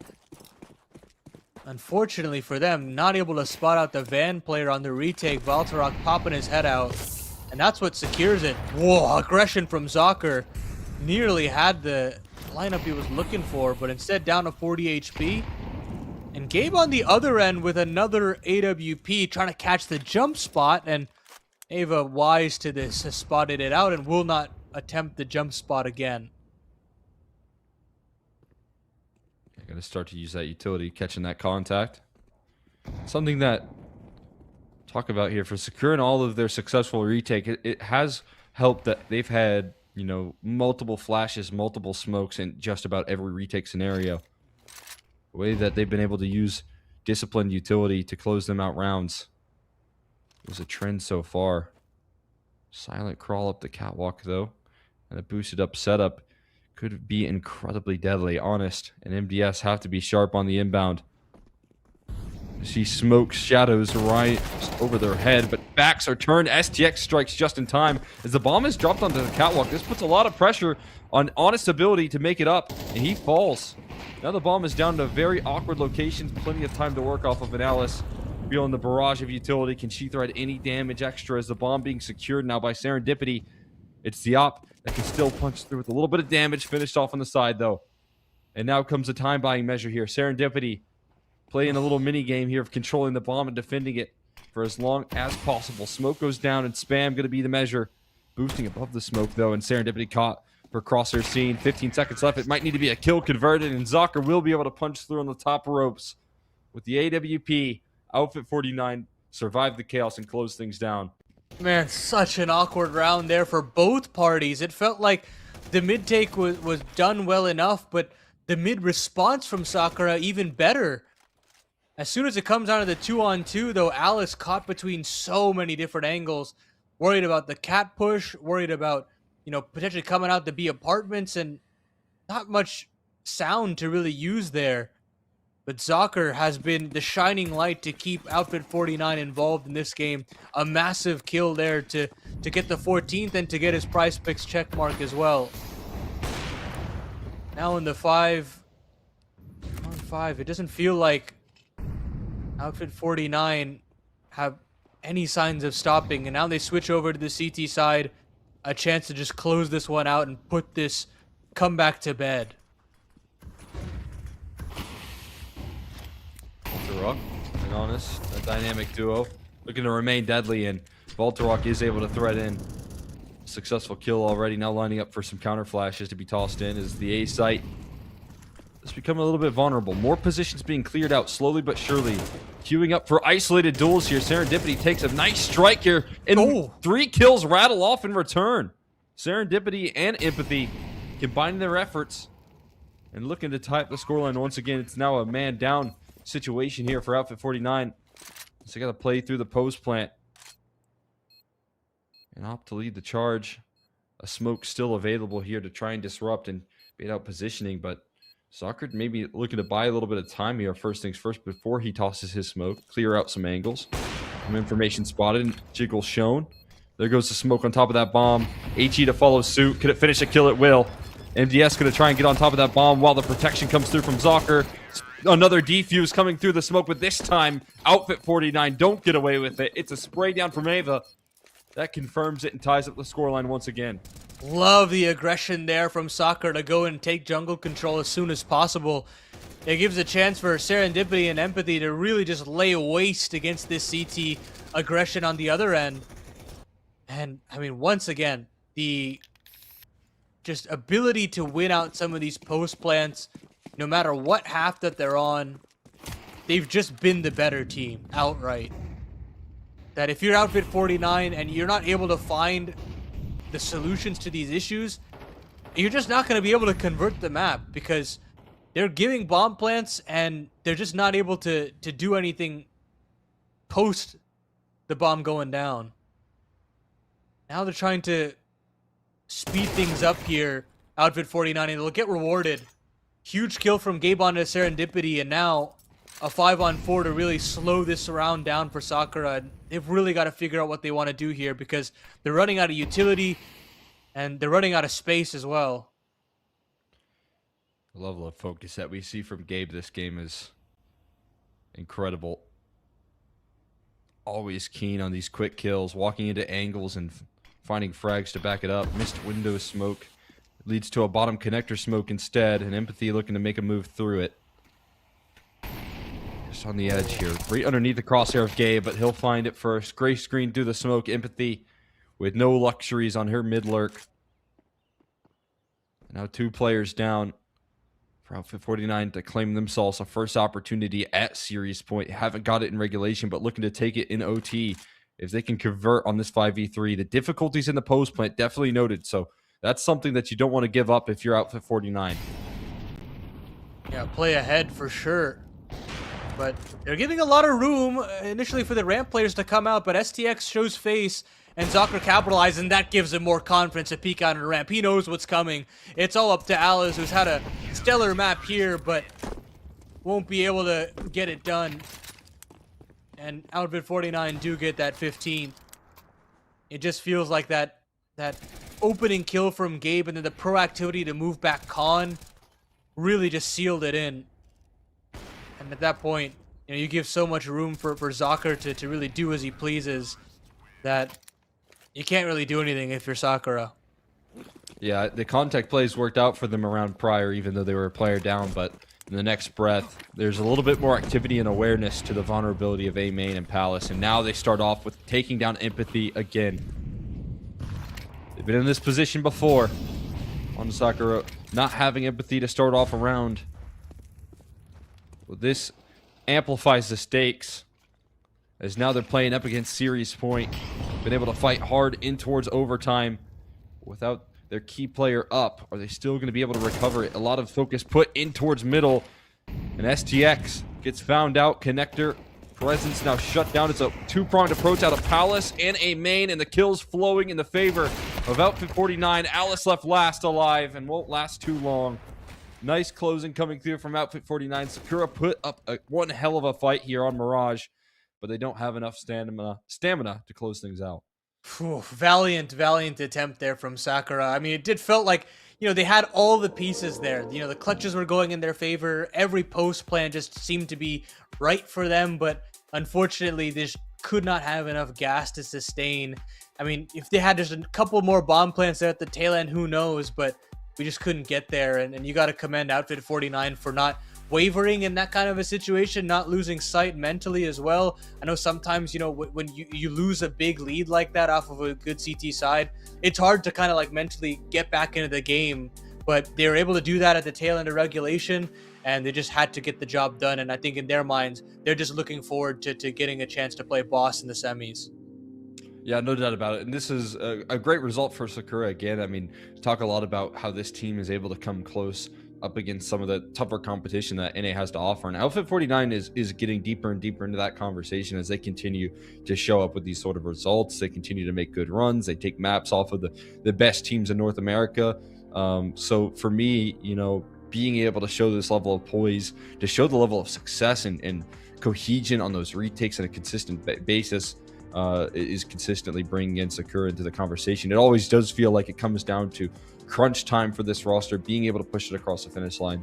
And for that today, it's going to remain one of their woes that they have to overcome. But again, nice showcase for a roster that, the expectations for Outfit 49 a lot higher than struggling up against this team, and they are able to put up a good fight here. For me, though, Outfit 49 trusting a lot in Gabe on that second map, who wasn't really required in map 1. Dust 2 didn't really need a lot of big moments out of him, but a couple of crucial rounds that really provide gut punches onto Sakura and don't really allow them to make moves. But we do have some of the stats here. We're going to take a look at who was able to achieve those PrizePicks check marks. We got Sakura up first. For me, Alice able to do some great work. STX showing some dominance in the server, and then of course Empathy to back it up as well with some big performances on Mirage. Everyone besides Ava, who I don't think had a PrizePicks estimated total to start things off, is reaching it with that overtime, allowing for them to collect some extra kills there as well. Yeah, we had a lot of check marks completed in this series. I mean, 4 on the Sakura side, and if we can take a look at the Outfit 49 side as well, I mean, basically everything taken care of there. I believe, yeah, Gabe found his check mark. Honest just did at the tail end there. We weren't actually able to see the graphic, I don't think, and we just managed to get that there as well. And Valtorok, Zocker, both finding theirs as well. So, I mean, we got 8 out of 10 PrizePicks check marks. That's absolutely fantastic. Yeah, nicely done there for both squads. Outfit 49, obviously, those numbers were very high for them, and with the dominance that they showed on map 1 and the extended play here on map 2 as well, they're able to reach some of those goals there and close things out with 2-0. As you highlighted, a little bit later down the line here tomorrow, they'll be playing up against Boss. That's going to be a very exciting matchup. I'm definitely looking forward to getting there. We do have a graphic bracket there. That's nice to see. As you can see, some of the rosters already making some moves. You can see Boss with the forfeit win as well, and then Rave, unfortunately, having to forfeit there alongside it. Will leave kind of scrappy underdog squad in Farmville, which I'm excited to see tomorrow. Looking forward to seeing some of the competition they bring into the table. But for our last series of the day, we got Overnight and Lag. That's going to be a good one. Yeah, I'm excited for that. I mean, Overnight, I feel like some of the players on that squad have just been around for so long. They've always had the puncher's chance to see if they can cause a little bit of a ruckus, and this is definitely one of those matchups where they can strike while the iron is hot and see if they can go up against a Lag squad. Yeah. They've definitely lost some of the luster that they used to have, but still, again, have some potency in their ranks as well. Yeah, bringing in some exciting pieces. Before we get there to that series, I do want to give a quick shout out to our lovely sponsors over by PrizePicks. The best North American Counter-Strike players are competing right now, and you can win real money while watching them play. You can join PrizePicks and get in on the action. It is super easy to get started. All you have to do is select 2 or more players to build your lineup and select more or less in their stat predictions to build your lineup. Then sit back and watch your lineup stats rack up. For a limited time, click the link in the panel below and use code REVIVAL when making an account and playing a $5 lineup to receive $50 whether you win or lose. It's a guaranteed win for all new PrizePicks users. Thank you again to PrizePicks for partnering with Complexity and Mythically to host the NA Revival series. With all that being said, we got one more series on the day. It's going to be an exciting one. You're not going to want to miss it. It's Lag versus Overnight. We're going to be sending this one off to a quick break, and once we come back, we're going to be rolling out with our last series.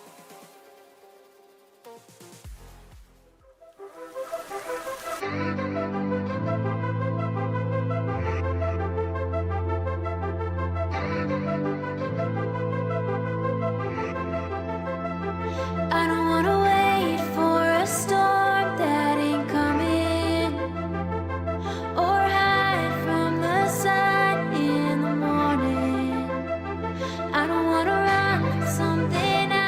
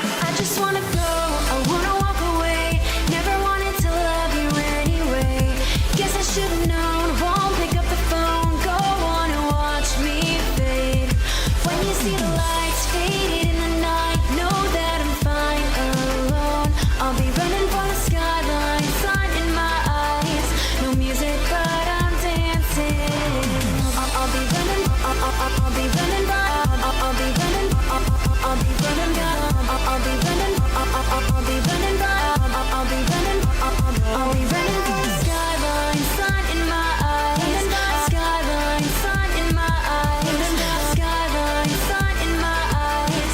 No music, but I'm dancing.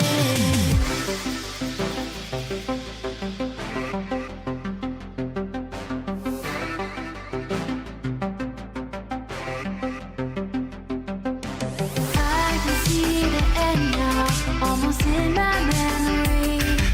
No more waiting for a sign now. It's time for me to leave. As the world closes on the door of what we came to be, I regret nothing. I can set my mind free. I know you too well.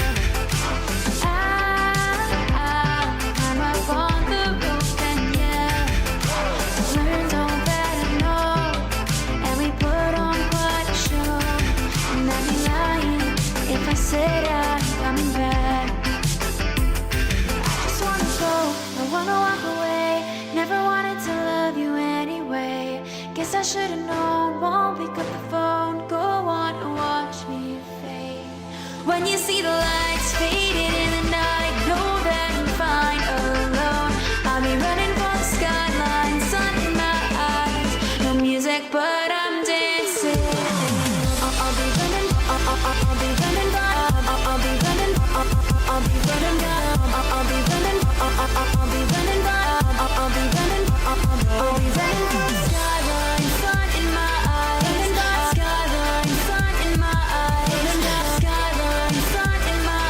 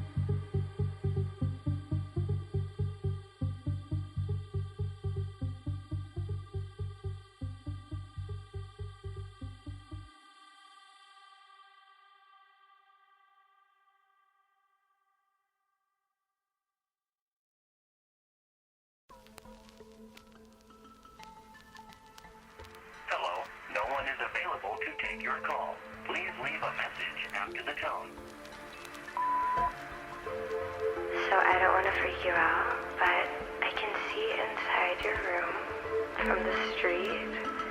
Get some blinds and call me back. Or just come outside because I'm here right now. Alright. Bye. Nightfall, slow motion, and I shouldn't be here. I know. How about we don't think for once? Just move with me. How about we just say what we want on the count of three?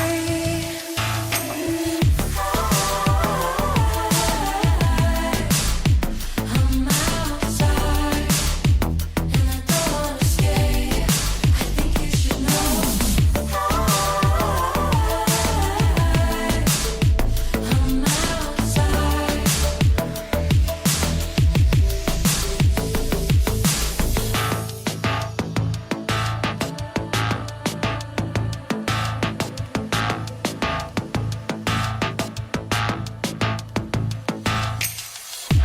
Watch you like a movie. You're insane. You don't even know it. And I'd be lost in you until the sun falls on my tired eyes. Don't wanna sleep tonight. How about we don't think for once? Just move with me. How about we just say what we want on the count of three?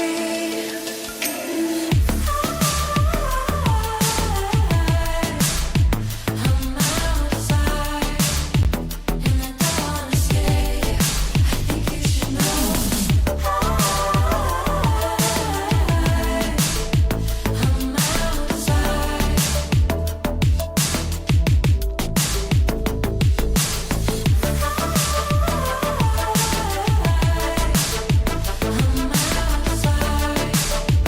and I don't wanna stay. I think you should know.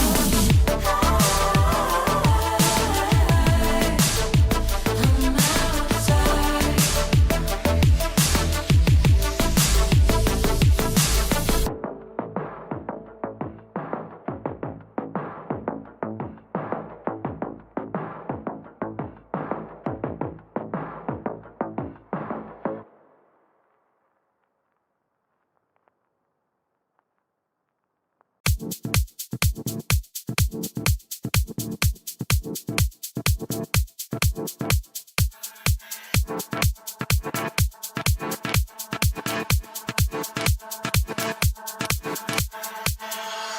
I'll be the one. Let's stay together. I'll be the one. Let's stay together. I'll be the one. Let's stay together.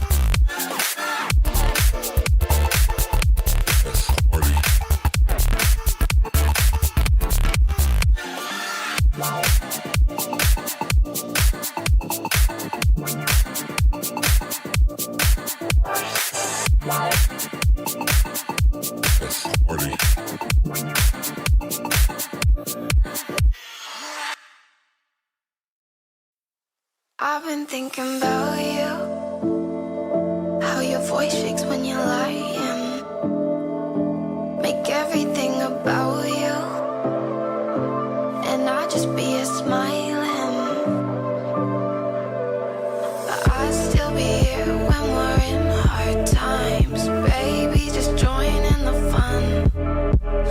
Running around, might lose my mind. The summer's only begun. I'll still be here when we're in hard times. Baby, just join in the fun. Running around, might lose my mind. The summer's only begun.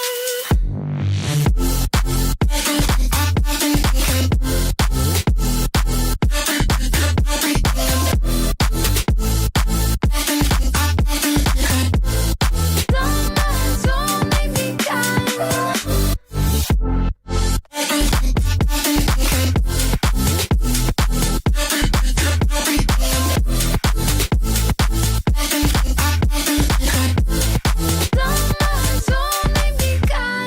Tell me, baby, it's untrue. Up all night just drinking, and I don't know what we'll do as the daylight starts to sink in. I'll still be here when we're in hard times. Baby, just join in the fun. Running around, might lose my mind. The summer's only begun. I'll still be here when we're in hard times. Baby, just join in the fun. Running around, might lose my mind. The summer's only begun. Summer's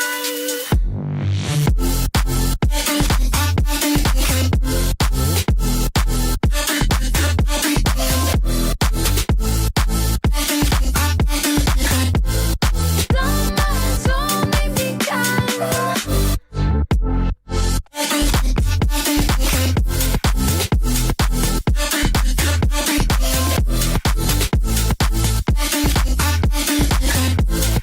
Summer's only begun.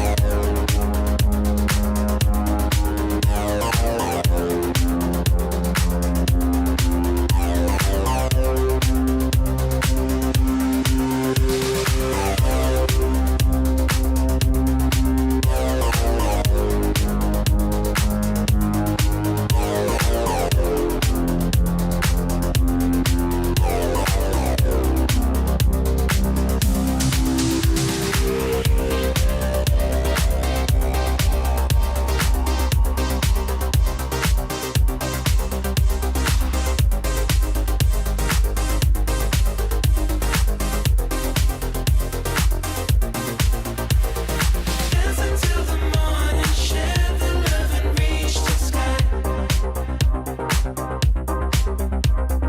Dance until the morning, share the love and reach the sky. Dance until the morning, share the love and reach the sky. Dance until the morning, share the love and reach the sky.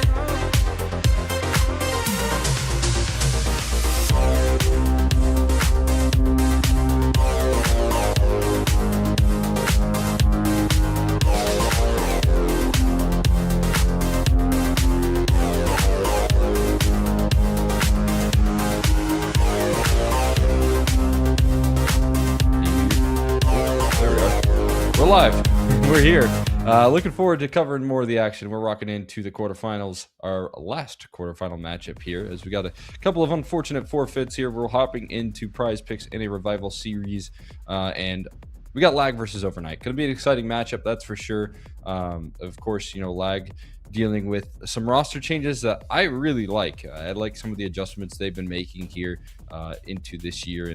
And for the Overnight squad, I've been seeing a little bit of them in some CCTs and stuff. Still feel like they're playing a fast and loose style. For me, it feels pretty straightforward and a favorable matchup for Lag, but we'll see, what shows up in the server.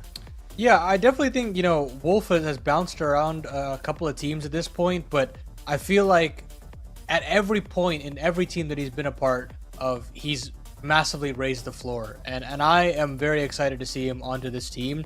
Obviously, he's only been on this team for a month, but already seeing the impacts out of 15 maps played, 1.24 rating. Like that should speak for itself outright, right? So to me, I mean, you still got a great core as well. You look at Consti, you look at Sandman. These two guys have played together for quite a bit, and you add in some veterancy in DJ, and the roster construction looks pretty good. So I definitely hope that they can start to get back to where they were as an organization, and if they can punch above that as well, then hey, more power to them. And I think this is one of those matchups that I'm right there with you. I think this is one that they should be able to win no problem.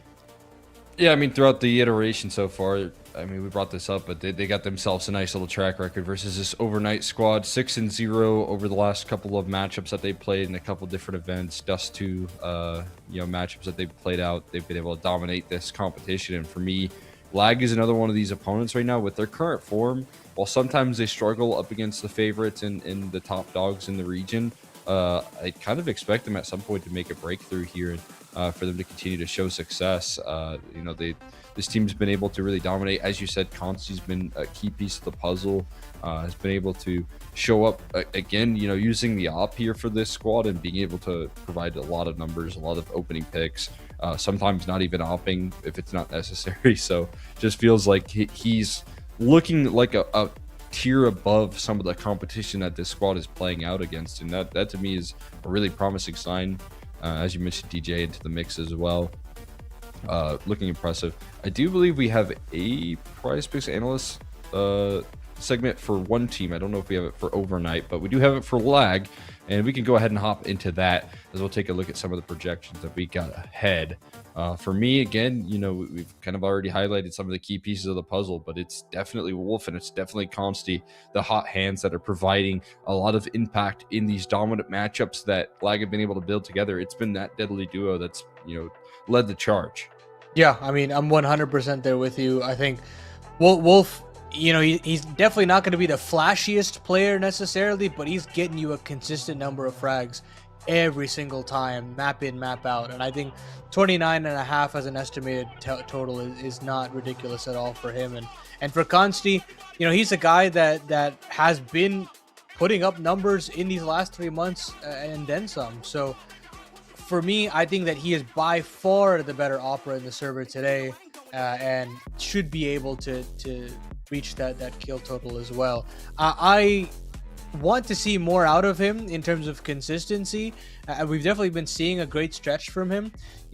We always have this ongoing conversation whenever it is a North American event about who's the next North American opera to kind of rise up through the ranks.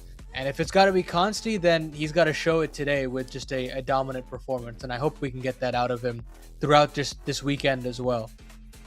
They also have some other pieces on this team. I mean, for me, next up to kind of highlight is Cameron. I also feel like he's maybe a underrated piece to this roster. While some of the players are popping off in the stats in the HLTV ratings right now, Cameron can be overlooked, but he's also provided a lot of consistency for this Lag squad. So it really feels like anyone can develop success. And for me, this matchup becomes even more straightforward just because Lag have history versus this overnight team. I think some rosters can run into overnight and be a little bit caught off guard by their ability to get in your face and get aggressive, and the way that they default throughout the map is really unorthodox. But they take fights on every aspect, and that can catch opponents off guard. But that's not the case here versus this team in Lag, who have already a plethora of experience versus this squad, and have already got their wins versus this squad. And I think one of the reasons we see that conversation fairly consistently come out when we talk about this this head-to-head matchup is because they just banned Mirage against Overnight, which is one of their more comfortable map picks. And they're going to do that in the first phase, as you can see here. They just get rid of it out of the gates. That does leave Overnight into a hand forced, where they would usually almost always pick into Mirage, that they're going to have to pick an Ancient here. And the weird part about Overnight is they're not willing to go into punish picks all too often, even if it's on the account of saying, like, Lag's never played Overpass. Like that is like a wide open decision that they can take, but there's just no confidence that they can have that same style of Counter-Strike that they like to apply to a map like Mirage and Ancient that you can't do on Overpass necessarily, or at least not to the effect they want to apply it to. So I think that this always is going to create a lopsided result when you basically just keep running into that wall of the veto is going to look the same every time you play. And unfortunately, that leads to a very similar result nearly every time they play. Yeah, they're gonna have to make some strides on Ancient here. And again, I try and look towards a win condition here of them, having some mechanically sharp players. But for the conversation that we just had on lag, it's like just tough to pull that one over them as well with how dominant they've been in this kind of space. And I would say like the tier 2, tier 3 realm of NA ECL kind of competition. They've just remained incredibly dominant. And so Overnight gonna look to continue and carry forward that conversation. And maybe try and disrupt it, but lag is for these first two maps feeling like they're going to be walking away much better. We do have Dust 2 as a closer. Again, these are going to be maps that we see quite a bit from Overnight that try and lend towards the puggier style that they bring in. And from what I've seen out of them here, it still feels like some of the trends of this team, of this 5-man roster, continue to remain the same. It's that they like to get in your face. It's that they'll on maps that they're less comfortable with, show up with even more chaos. But lag is going to look to shut that down. And again, it's going to be an interesting conversation as to whether or not Overnight can finally break the curse of this lag team that continues to shut them down. Yeah, I mean, the problem is that if you're not able to have like real defaults against this lag team, it's not going to work. Like it's just not. You kind of bank on how the game starts for you. You win the pistol, you win the conversion, and all of a sudden like your buy rounds look amazing because you've got like this instant conditioning that you can just go and fall back on and just continue to abuse that to rack up 5-6 rounds, and then you leave the CT side to do the rest for you. But yeah, as you kind of mentioned, like if lag has already been kind of used to that and have seen that quite a bit, it's going to make for a quite difficult task for them. And I'm assuming they're probably going to start on the T side for this map of Ancient, which is good for Overnight in some senses, but I think I would prefer, standard mid control from lag, and extremity anchors taking some aggression here and there, but largely playing just fundamentally sound CS. And I think that they can use that to their advantage moving forward. And I think Wolf is a fantastic Ancient player. I've seen him do some crazy things on this map before. So that also lends itself to a difficulty for Overnight's sake. So I'm not necessarily painting any pretty pictures here. But if you do want to have a conversation in any way, it does have to start on Ancient. It does have to start with a rock solid start on this T side on Ancient for Overnight. And if that doesn't happen, I think this series is going to very quickly end. It's not, Overnight are not like other teams where they lose very slowly, like death by 1,000 paper cuts. Yeah. They will lose very quickly. So we'll have an answer to this very soon. Yeah, it was the kind of dichotomy of both of our series today that we look at, right? Where I think Sakura were always going to be able to put up a stand, even if things didn't start off in their favor. I had high expectations for their own map pick here. I think they just got worked in the vetoes for Overnight in this series. And as you said, they don't really hit the brakes ever. This is a team where in the couple of times that I've gotten to watch them here, have played the same fundamental style. They played, whether it works or not, whether it works for 12 rounds in a row, they will try the same stuff. And for me, that is that's the decision that they're making here in the way that they play out Counter-Strike. Don't really know what the preparation is for games either. I'd imagine this is also a team that just hops into the server without any real practice, more of like a puggy team, I would imagine, as they're a team that does like to play out a lot of pugs. They try and carry forward that into matches. It's just a different mindset of the game, I feel like, and Overnight run into that wall fairly consistently. They got enough VRS to be a consistent team throughout some of these NA events, but I feel like that trend could quickly change if they don't start getting wins here soon. I think that's another conversation we have to have about this Overnight team throughout this year. The level of competition that they've been able to beat is not good enough for them to contain their position in the VRS and continue to play things out. So far, only victory this year is versus F5, a roster that feel like has some known quantities, players that I've seen over the years, but is a team that overnight maybe mechanically can outmatch. But when you deal with the tougher competition, it's a different story. I also wonder, like, the ping conversation. I feel like a lot of the times they're also not playing on, 20 sub 20, like lower than 20 ping. So it does kind of force their hand when, you've got to play at 50, 60 ping and, swing for the fences a little bit more and use that to your Yeah. advantage. And it does kind of hamper them in a lot of ways because I'm sure in their minds, I mean, they're not dumb. Like they're at a level at a point in this game where they know that the next step that they've got to take is we've got to have stellar defaulting. We've got to have a playbook that we can fall back on and improve our playbook's depth in terms of the map pool as well. And you might not just be even able to do that in the long short of it. So it's unfortunate for them, but they've got to find a way to make it work. And I just don't feel like, I don't know, running the same thing again and again is going to work, but we'll see, of course. But yeah. Yeah, I'm with you. That's actually a very good point, right? What's the situation here that they're consistently finding themselves in? For ping wise, it's going to change your approach completely as a team if things are a little too out of control. I'm definitely with you there. That can create some challenges, but as you said, they're going to need to fall on some adaptations here as a team entirely if they want to try and break through and make that next step. For lag though, I mean, as you highlighted, I think bringing in Wolf and seeing him raise this roster into being able to dominate some of the competition that overnight's tier is on a consistent basis, take wildcard to the brink as well. It leads me to believe that not only is it promising to see Wolf land on a roster like this and be able to continue the conversation. I mean, the way that things ended with Blue Jays and the fashion that it ended was really sad for him as an individual and for that team in general. To watch it kind of end up like that right as the MRQs were heading out, it was kind of tragic. This was home soil tournament where you thought the cohesion was being built, that maybe Blue Jays was in a conversation to make a major there, and to watch that cohesion break down right before the MRQs come through.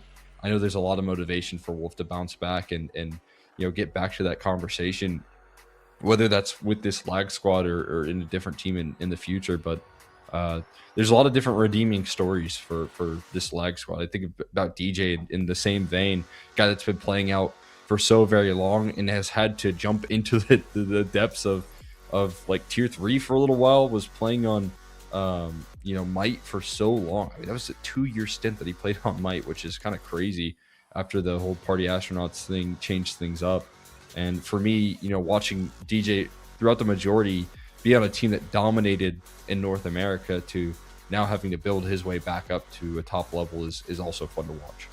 Yeah, and playing on rosters that really just did not have any legs whatsoever. It always felt like they would have a new caller in, and then the caller would drop out, and they just rotated through so many different players that he just never had stability of his own games. In certain situations, he'd have to call, if I remember correctly. So it didn't even feel like he had really any progression in his career, that he had to kind of stand and just hope that something figures itself out. But this is a great opportunity for him. I mean, even for the rest of the players on this team, like Cameron, Sandman, Consi, these guys have all been around the North American scene for quite some time now. They've played against the best in North America. They've played against the worst. Like they've played at all different tiers of Counter-Strike, and they've somehow stayed together for as long as they could in that realm. And now they have a puncher's chance, because I feel like a lot of these players needed to kind of had that like hard talk with themselves, that like, hey, we've like experienced all of these difficult things at this point. Now let's see if we can like consolidate and see if we can climb the ranks. And I think all of them have like learned a lot from their various teams that they can bring to this project. I mean, you think about Sandman and all the work that he's done on Take Flight. I mean, that team had to go through the ringer in a lot of situations where you played every single tournament every time, and you would beat the tier 3 opponents. You would get to like a Passion UA or like Complexity at the time, like Liquid roster, and you would get blown out. And like that was the cycle. You play that cycle again and again. But now, you can take that experience and say, we've got like an open field in tier 1 now, like where we could potentially like knock on the door there. Like nobody is like immortal at this point in the scene for North America. So I think for him, like there's probably got to be a little bit of motivation there. And for Cameron with Limitless, I mean, he's been on a lot of different teams since Limitless, right? And so that kind of experience building is also immense for him. So I think the maturity and development for a lot of these players have really come through. And so that's what I really like to see, that hopefully they can use all that maturity that's come through for so long and have this roster stick around for a long time. You know, play enough matches to have a VRS core and then really just plug away. And like I think this is one of those matchups that is just a ripe opportunity for them to go deep. Like I expect this team to make the final with the bracket that they've given.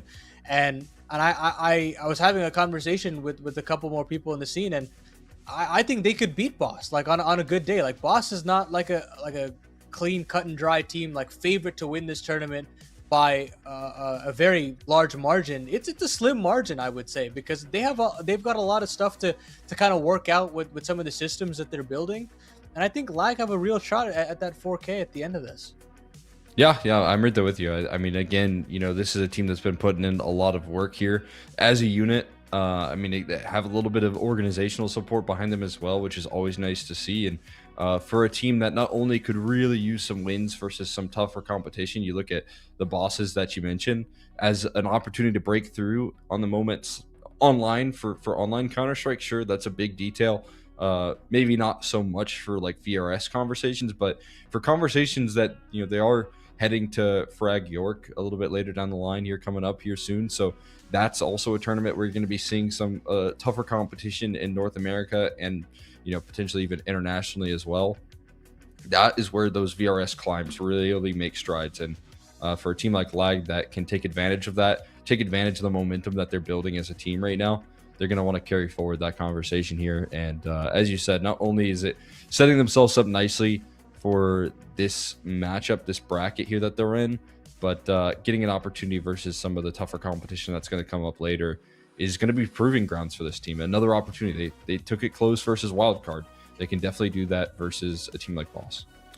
I was thinking about, you know, the land jumps that you get, and I mean, we've had some crazy ones like recently. I mean, you think about Blue Jays starting the trend, and then you had Marsborn make some insane jumps as well.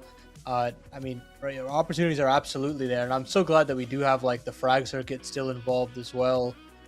But hey, enough of the chit chat. We're into it. Lag taking on Overnight, and we're going to start on Ancient. This is the best opportunity you're gonna get if you want to have a conversation for Overnight causing an upset, and for Lag, eyes on the prize, looking for a deep run here with a wide open bracket. Yeah, absolutely. Got to start. First obstacle in your path is going to be Overnight out of the gates. I think the roster is going to be brought together. For now, maybe a bit of a variation in what I saw the last time. I don't think I saw Secret Agent in the squad last time. It was Vanilla playing with him not too long ago, but maybe shaking things up a little bit and trying to field different pieces here. For Miss DJ, not working out with the dualies. Misses out on some shots.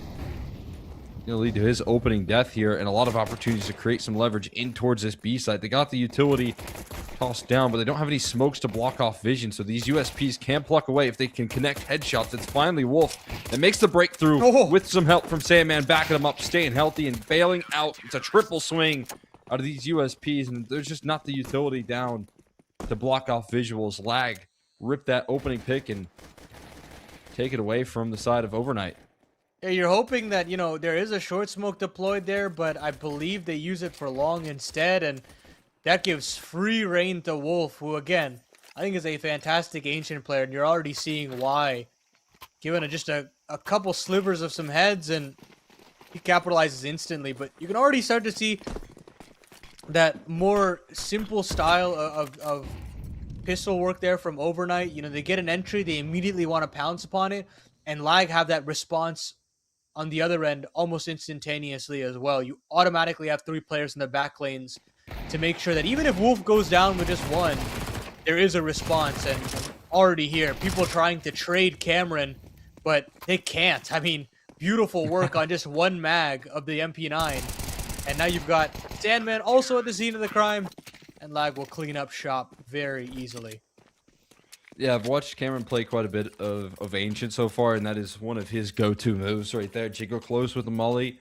You know, you usually will get baited out by the shadows in general, and usually you don't really see the full commitment. But with Overnight, not a lot to lose in a round like that.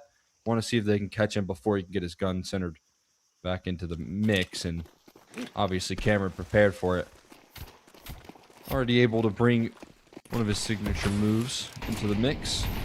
You mentioned the quick rotations here. That's because when Overnight show a little bit of smoke, it usually means there's a lot of fire around it as well. And that's why I think teams that handle this roster effectively have a little bit of history against this roster, because they get those quick rotates going. They find stability. They don't allow for Overnight in these aggressive stances to work as effectively. Oh, And Secret Agent really thought he could just get away with walking up, Okay. but utility out, and AMC decides to push the issue. A little bit of indecision there from Wolf, and this gives an opportunity to Overnight to get a bomb plant here on this B bomb site. Smokes are down, so 3v3s to ensue. You don't have an incendiary here to potentially flush out this pillar player, so you're looking to this cave flank to get some work done, but War Taylor instantly there to bring us to a man advantage for the T's. what a recovery here. It felt like a disaster start here. Couldn't get any better in the finish, but Consti still offers up a resistance when he's alive. The clutch is still on. No kits available, though, for this defense. Pushing past the smoke. Cameron finds it, and a quick trade available for Consti. Time on the defuse enough, I believe. Here he's going to stick it. Should be good on it. Consti coming through with the closing kill. Time for the defuse, and that good start is still made good on by the duo of Cameron and Consti. So bizarre that long smoke comes up, and the player that was looking to drop a lurk smoke just lives. I think that was Cameron. I have no idea how he gets lost in all of that chaos like that, but the fact that he isn't completed on, it does allow for the two-player prong to come up the short side, and once that happens, I mean, there's just no chance for the banana player to find really any impact. It's unfortunate, but AMC would definitely want those 2 kills to net into a round. Now, aggression in through middle, and the CTs have got themselves mid-control, and Cameron's going to be a snake in the grass, but he can't find anything. The flash from Secret Agent is fantastic. It's an opening 5-on-3 that has to be converted now for Overnight. All right. Brilliant start right there, all things considered. Felt like Cameron was going to be set up for some dominance in that round. But panic as the flashbangs rain through. No panic here for Consti, who is breaking apart these man disadvantages that are faced by lag. And Wolf is still on the scene. That molly is going to beckon him forward. It will. An easy pick for Wolf as he connects here. Sides turn, but made aware of the A main aggression. AMC running in some success as well. The bomb's going to drop to the floor, and DJ now placed into the clutch versus Secret Agent. Instant transition into the temple. Secret Agent, weary of multiple different angles here. He's going to have to figure out a way to plant that bomb. I think he's walking B. Like, once this fades, he's going to move over, and DJ is very aware of this. He's at least going to see if he can catch a fade, potentially. The timing is just such a cruel mistress both ways, but Secret Agent still comes out on top. That might have just been a flubbed line there from DJ to capitalize, but Overnight still find a round. Yeah, I had the position right there. He was in a nasty off angle, but couldn't quite complete the frag necessary to close things out. Just missing a step ever so slightly. Overnight able to work through a 3v3 of their own. Tech pause does come through, I believe. And you can see them trying to situate the economy for lag in the meantime. Consi had a whole lot of cash flow, so he's going to be able to get into an op and a sacrifice of a couple of MP9s. Out of this defense, I'm liking what I'm seeing out of Overnight in some of these early rounds, at least, to net them the advantages. Able to close it out with a Secret Agent clutch. See if they can start to replicate things, get some rounds in a row, break the economy of lag. Yeah, they're definitely going to need this one, but I would like to see a bit more out of some of these extremity players. Good players doing their job so far. Now Cameron up to bat once again. This time boosted up on a tree. Hoping that this SMG can do the damage. He's been very successful at managing the offense here. And you've got these swift rotations on a late donut play, but there's threats at every corner as a late middler comes through. They could do this completely silently, but Consti still nails the shot. Now he can move back in over to A. Helped out with the extra setup. Sandman holds strong, but the A side does fall. Cameron was elevated on his position, but there's still so much structure on this defense, and there's no smokes left for the block towards Donut. It's going to be a swing coming through. Nice trade from Spamsy. Sandman still noted in the back of Donut as well. Secret Agent going for a swing of his own. A way to break through there for Secret Agent. Again, playing late into the round here. He's going to look for more swings. This is oh so common for this T side to continue to press the issue. Finds a chance to isolate onto DJ. Another 1v1 in between this duo. Molly flushes him out into the open, and Secret Agent does it again. Denying DJ on 11 HP left overnight.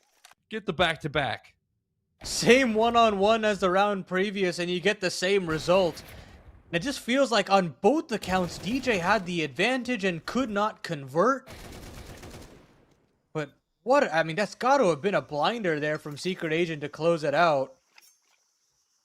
Unfortunate for Lag, because that was all their finances. They had done all the right things. They had the beautiful little bait and switch setup on Donut.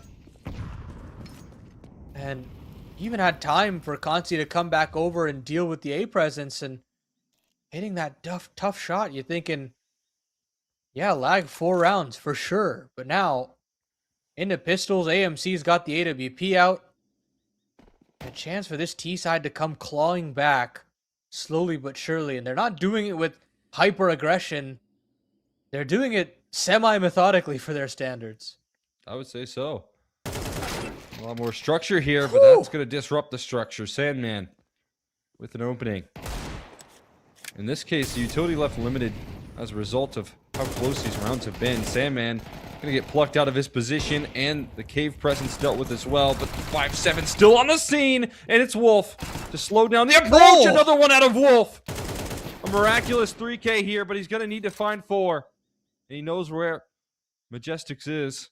Trying to work his way through the cave side of the approach here. Wolf with a chance to seal things up. Taking an off angle. He backs away just at the wrong timing, but he peeks forward, and this time, Wolf going to close down the clutch. First opportunity to develop on that B side. He will not miss it. Picks up the op. We'll drop it over here. Nice start from Sandman, but an even better finish from Wolf. Yeah, I mean, just beautiful shots from both Wolf and Sandman there. But oh boy, this one got a little scary for my liking. Credit to production there to cut off the X-ray there. I always like it when we get clutches like that. And now you're in such a weird position if you're overnight. You're down to 1v1s in the last 3 rounds. You got to move into this one with a force buy, considering you're on single loss. And they're going to just try to make these SMGs work. They've gotten a ton of space on this A bomb site. Let's see if they can run it back again. They know that Sandman's jumping around in Donut. It's got to be up to Cameron. It's a smoke down. That's not going to block him out. Big approach here, and no CT smoke means there's no safety to run back into. He's got to fight for this control, but Sandman with a massive spray down, helped out by Consti. Rolling out with the rifle there. We'll be able to seal things up and close things down. Lag feeling the heat, but the rotations remain swift out of the defense. They'll close it out.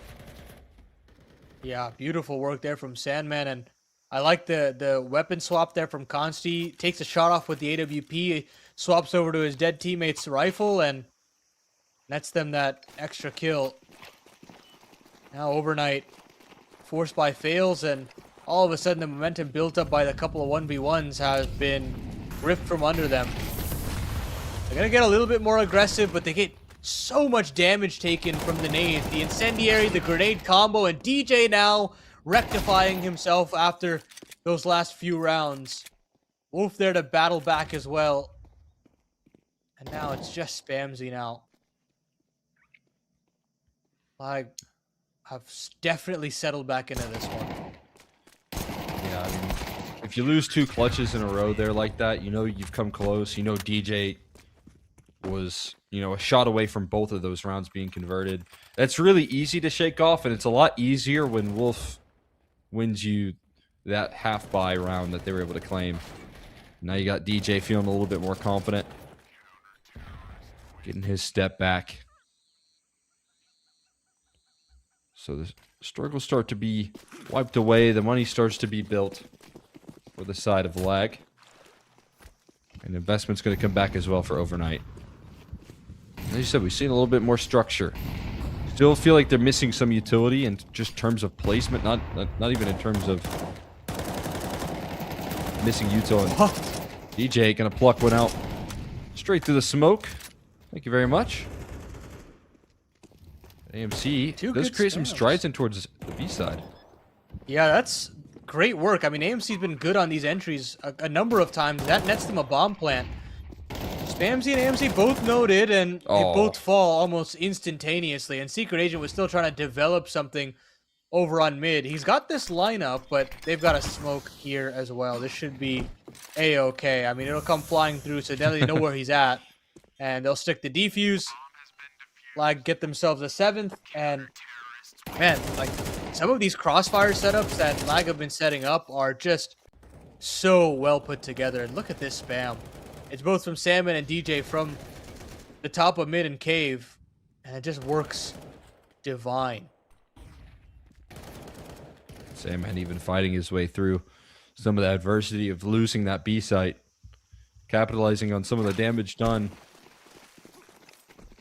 Overnight trying to keep the pace up, though. They go for the investments, and I highlighted some of the missing utility being a problem. It's going to be a problem here as well, and Lag are doing damage as the flashes continue to contain them in towards the middle. They want to break through here. Not going to be allowed. Cameron with a Tech 9.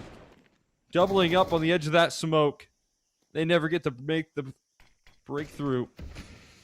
And it's just going to be left to Majestics and AMC trying to hold things together here in a 5v2. But they've shown their hand already, it feels like. And Constantly just posts up on A. If they need to, they can call in for some help to Donut side. They've contained pretty much all of B with the positioning of Sandman. So they're starting to paint the picture as to what's left.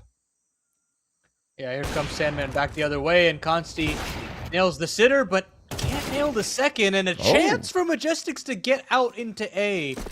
Nice little 2-piece that he finds there. But 50 seconds left on the clock, and he's being pincered from all avenues.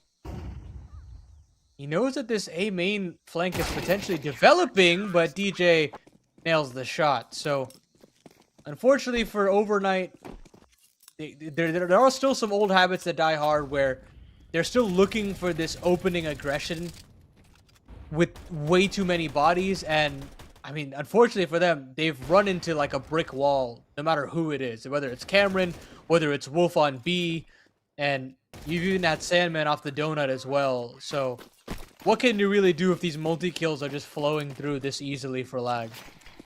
Yeah, it's tough to break through it. And we've seen at times them have the proper protocols and utility to actually deal with Cameron in the past. Just with the money situation in a couple of these rounds, they haven't really afforded that luxury. But not going to be met with the same amount of resistance this time here. A little bit more of a passive stance on the defense. Not even cave control, as you can see from that smoke. And maybe as you can feel from Overnight, who aren't afraid to take their timings. Falling back here just a touch. On the default, AMC trying to beckon them forward. And meanwhile, DJ maybe trying to turn that corner and pee around, see what's up. Spots it out the hard way. AMC connects. Oh, that's not a wall bang, but kill nonetheless. Flashbang, Wolfie containing even more information. Nice flash. Procs Wolf into the duel, and it baits them into Consti's AWP. Wolf, though, can continue to stand tall from first, and now Secret Agent, while he does get the trade, it's too little too late. The Cavalry have well and truly arrived, and this time around, utility just not in the right place fast enough, and again, I don't know how that's a kill, but it doesn't end up costing them, unfortunately. Yeah, That's bringing me back to some of the early Prize Picks Revival series where we had Fuzi, Fuzi playing on like 110 ping and connecting Yeah, shots on the replay. We'd slow it down and the bullet would be like trailing him. I mean, we highlighted there might be some issues with ping, and maybe that's a little bit of it. But again, it's no concern for lag. They are having no troubles playing this B site without the proper utility to really punish. But there you go. For Taylor just forcing his issue up in towards the B side, and DJ not aware. It's 3 entries, so that's what you need. No need util if you could just walk your way up without any problems, and traded out by Cameron Sure. A lot more at the task though, and there's a smoke to allow access. It's Majestics.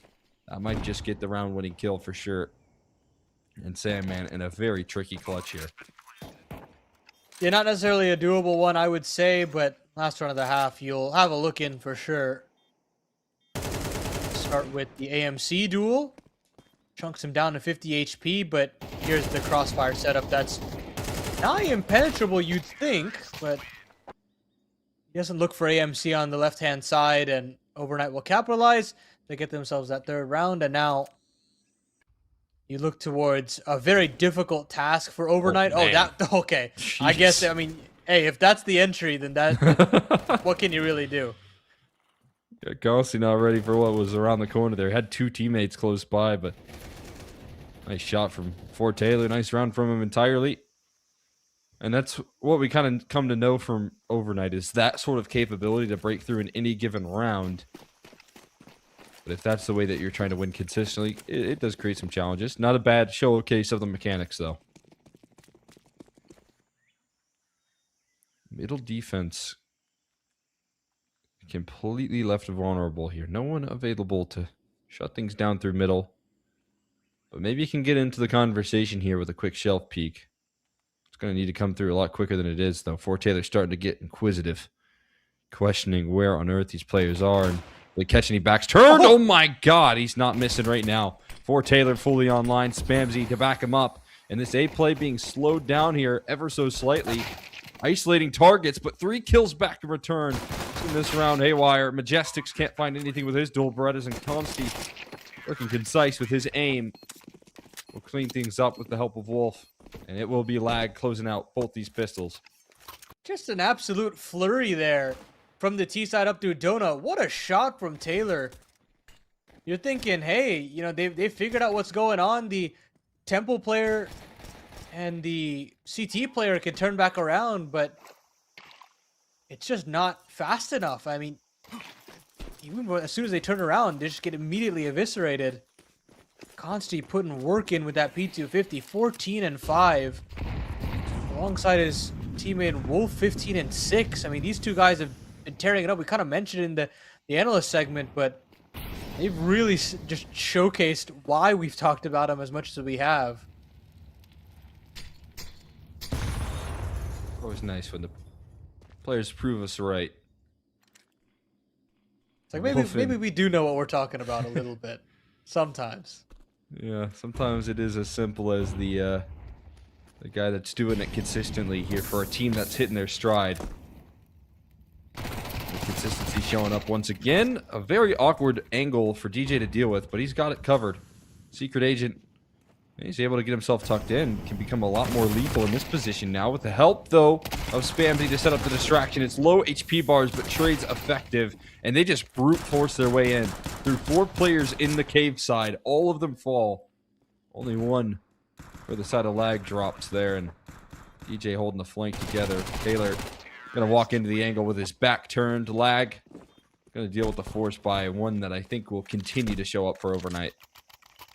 That's got to be so annoying if you're Overnight. I mean, you've got all these setups that you're trying to manufacture as quickly as possible, and you think, oh, we just caught the window, we just caught the chance to have a bait and switch, but lag read every single one of the setups almost instantaneously, and now, as you kind of mentioned, it's just going to be force buy after force buy until something gives for Overnight. Either they win the map or they win a round and maybe you get some rifles out. That's the nature of the beast here in this one. trying to keep up the intensity, but constantly having to deal with MP9s and lesser utility. We see how effective the util can be from lag in that last round, flushing and isolating 4 players out of a very condensed location in cave. But I feel like in these sort of situations, you can be a lot more effective by gambling, and right now they've got a decent setup on the A side. Sorry, I love the fact that he's trying to Wallbang. wallbang with the MP5. Like, that can't do any damage, right? Can it?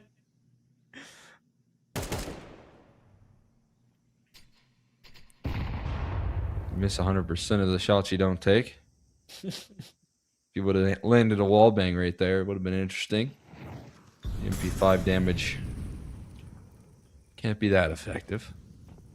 They're super stalled out here. Lag have made no real stance just yet, except for a lot of noise being made towards A main and some footsteps and feet being spotted by DJ. Multiple players around the corner for him to deal with, and he's doing a great job of at least continuing the conversation of this play being towards A. Meanwhile, the rest of the squad has just got one to deal with.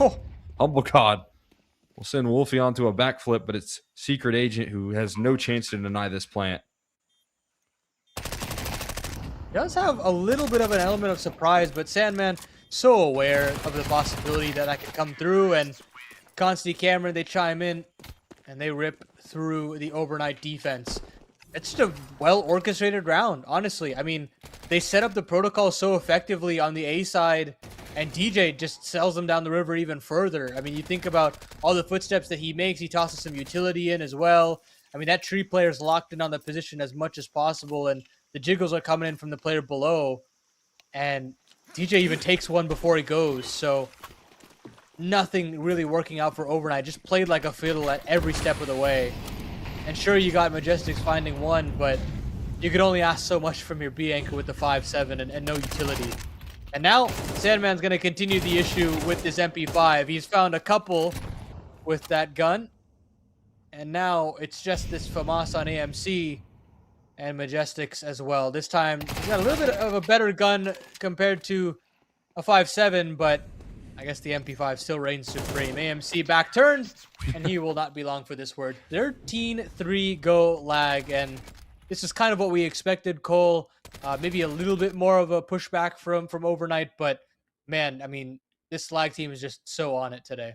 Yeah, looking dominant here. I mean, and as expected in terms of the way that overnight wins some of these rounds, coming at the hands of clutch moments, really difficult rounds. Credit to Secret Agent, multiple challenging 1v1s and 1v2s that he was able to put together. And on the other end, the other round that they were able to connect is just a walkthrough from Fort Taylor that nets them a triple entry, and impossible to come back from if you're lag in that department. But outside of that, it's consistency. It's, great fundamentals coming through from lag to shut down the plays. And when the opportunities are afforded to you, when overnight are making strides into the round, you see the quick rotations and the smokes missing out of this T side that we know likes to get puggy, that like to, throw util on the fly.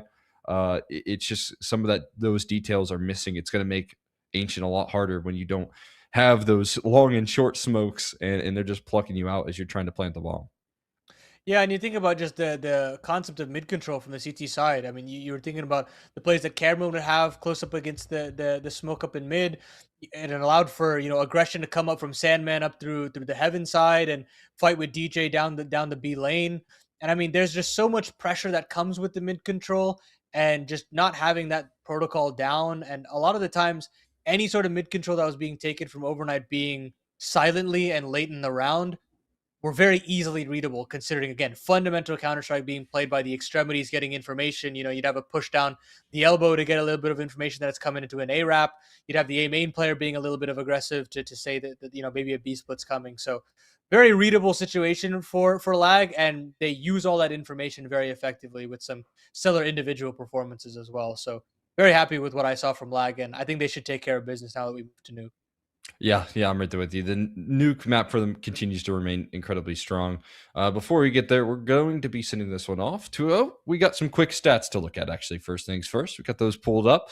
And as you can see, the PrizePicks estimated totals here on map 1 for the side of lag are very, very condensed here. The bottom frag 14, Cameron, you got to step it up, and the top frag 15. Great job to everyone else. It's a really full team effort coming through out of the side of lag that you love to see, and great performances all around. Yeah, I mean, you couldn't really ask for much more, other than Cameron, of course. But the PrizePicks total is fantastic for everyone. If you can all just output the same level on Nuke, we're all good. We can all go home happy.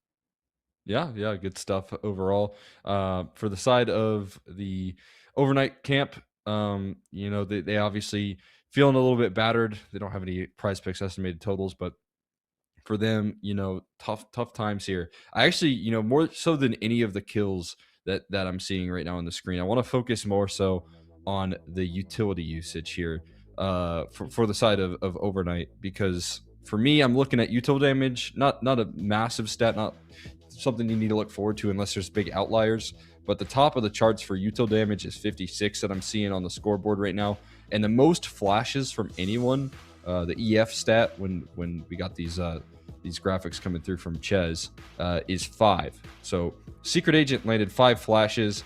You got AMC with 2, you got Spamzy with 2, and then Majestics and Taylor with 1 flash apiece. And simply put, in a pro game of Counter-Strike, I just don't think that is really enough to have a conversation to remain competitive with players like what Lag brings to the table. For me, that is a massive outlier. That's almost something you never see in Team Counter-Strike, and I think that is kind of hinting at the trend that we see out of overnight. Yeah, and another big thing is a couple of those flash kills from Secret Agent that sound like 5 is the lead of the team. That came through like 2 rounds. Like that was like one player, one round, like flashing. A great flash through middle. He landed it. Yeah, it's fantastic. But again, you can only ask so much out of these individuals who are mechanically skilled. Like there's no doubt in my mind that all 5 of these players on the overnight side can frag, but again, it's just not going to cut it at this level. And again, especially against a fundamentally sound team like Lag, where the expectations for them are to go to the finals of this tournament, not just slog it out in this series here. So lots for overnight to learn, and it's only going to get more difficult on an even more technical map like Nuke moving forward. Yeah, no doubt about it. We're going to be hopping into Nuke. We're going to send this off to a quick break, and once we come back, we're ready to break down Nuke.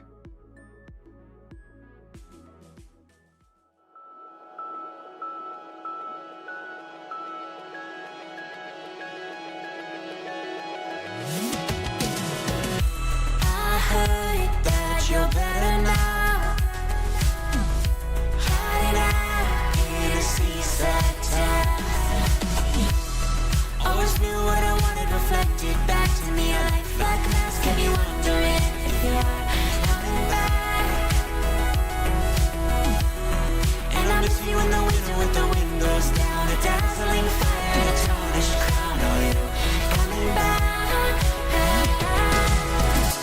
Holding on to you is like holding on to smoke. You're drifting through my fingers every time I think I'm getting close. And I go, you know it all. How you wrapped around my mind, you let me fall. You let me fall. You let me fall. You let me fall.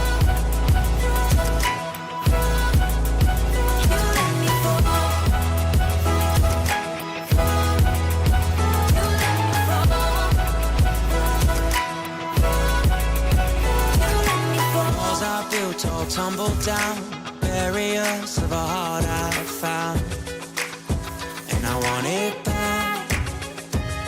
I let you in, kept you company, gave until I couldn't breathe. Do you remember that? Just holding on to you is like holding on to smoke. You're drifting through my fingers every time I think I'm getting close. And I go, you know it all.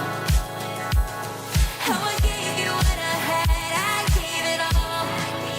But you let me fall, fall, fall. You let me fall, fall.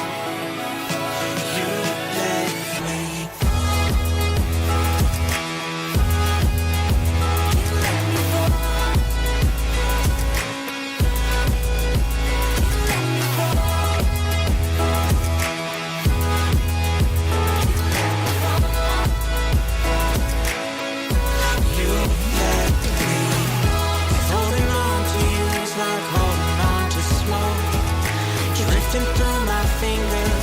time I think I'm getting close, and I'll call. You know it all. How you wrapped around my mind. You let me fall. You let me fall. You let me fall.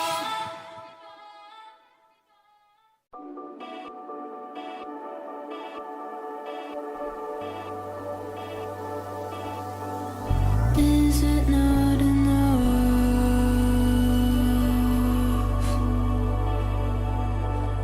This is what you wanted, and I thought it was love,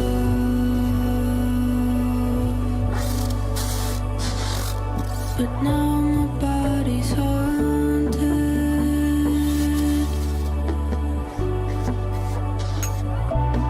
Haunted by you.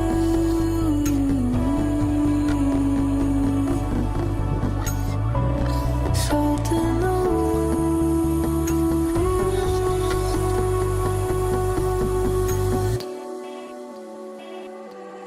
I wouldn't have told you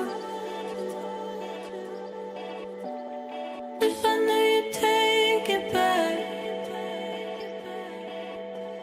Someone else to hold you, someone else to know. Know you better than your ghost. I thought we were even closer, but I think you should know that you let me down. Never been so low since you know around. So how's it feel now? Keep bleeding out. Don't need me now. Better without. But do you even know that you let me down? You tell me for once. Tell me what we're missing. 'Cause I don't think we're done.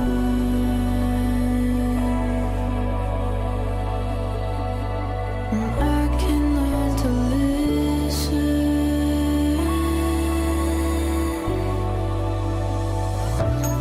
Listen to you.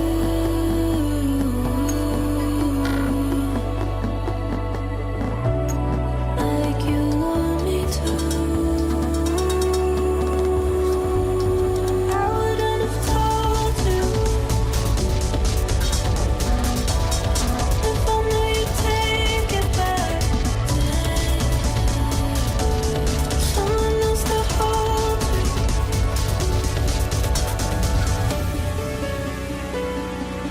someone else if this is over. Someone else who pulls you closer. Someone else to give me closure. So tell me if it's really over. But I think you should know that you let me down. Never been so low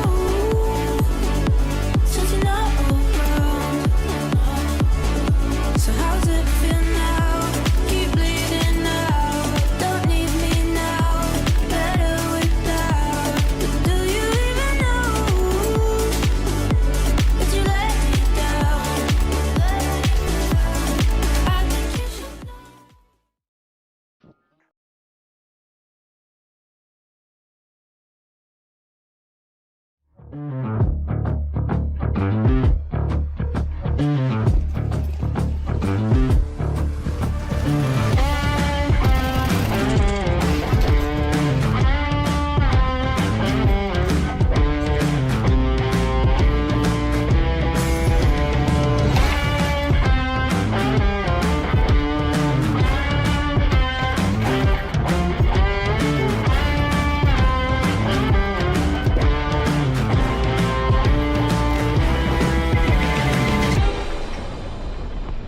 And welcome back, everybody. We're hopping into map number 2 very shortly, and we're here with Paladin and myself, Exner. Looking forward to seeing how things shape up. Lag dominating. We've seen what we get out of Overnight on a consistent basis. We talked a little bit about the story here for them needing to overcome even more hurdles. Going to need to shoot even harder here if they want to try and pull a fast one on Nuke.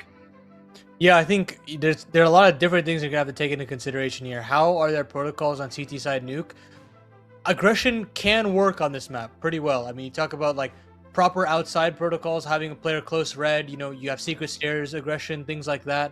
But we'll see what they can actually do now that we jump in to map number 2. And I think that it really does fall back on, again, what I mentioned in the pre-show of like, they need like 3 or 4 rounds to start this off, and they need to just keep that momentum rolling. And if not, as you kind of saw in Ancient, they'd run out of steam very quickly. And that's, again, the big point about the playbook depth that this team has.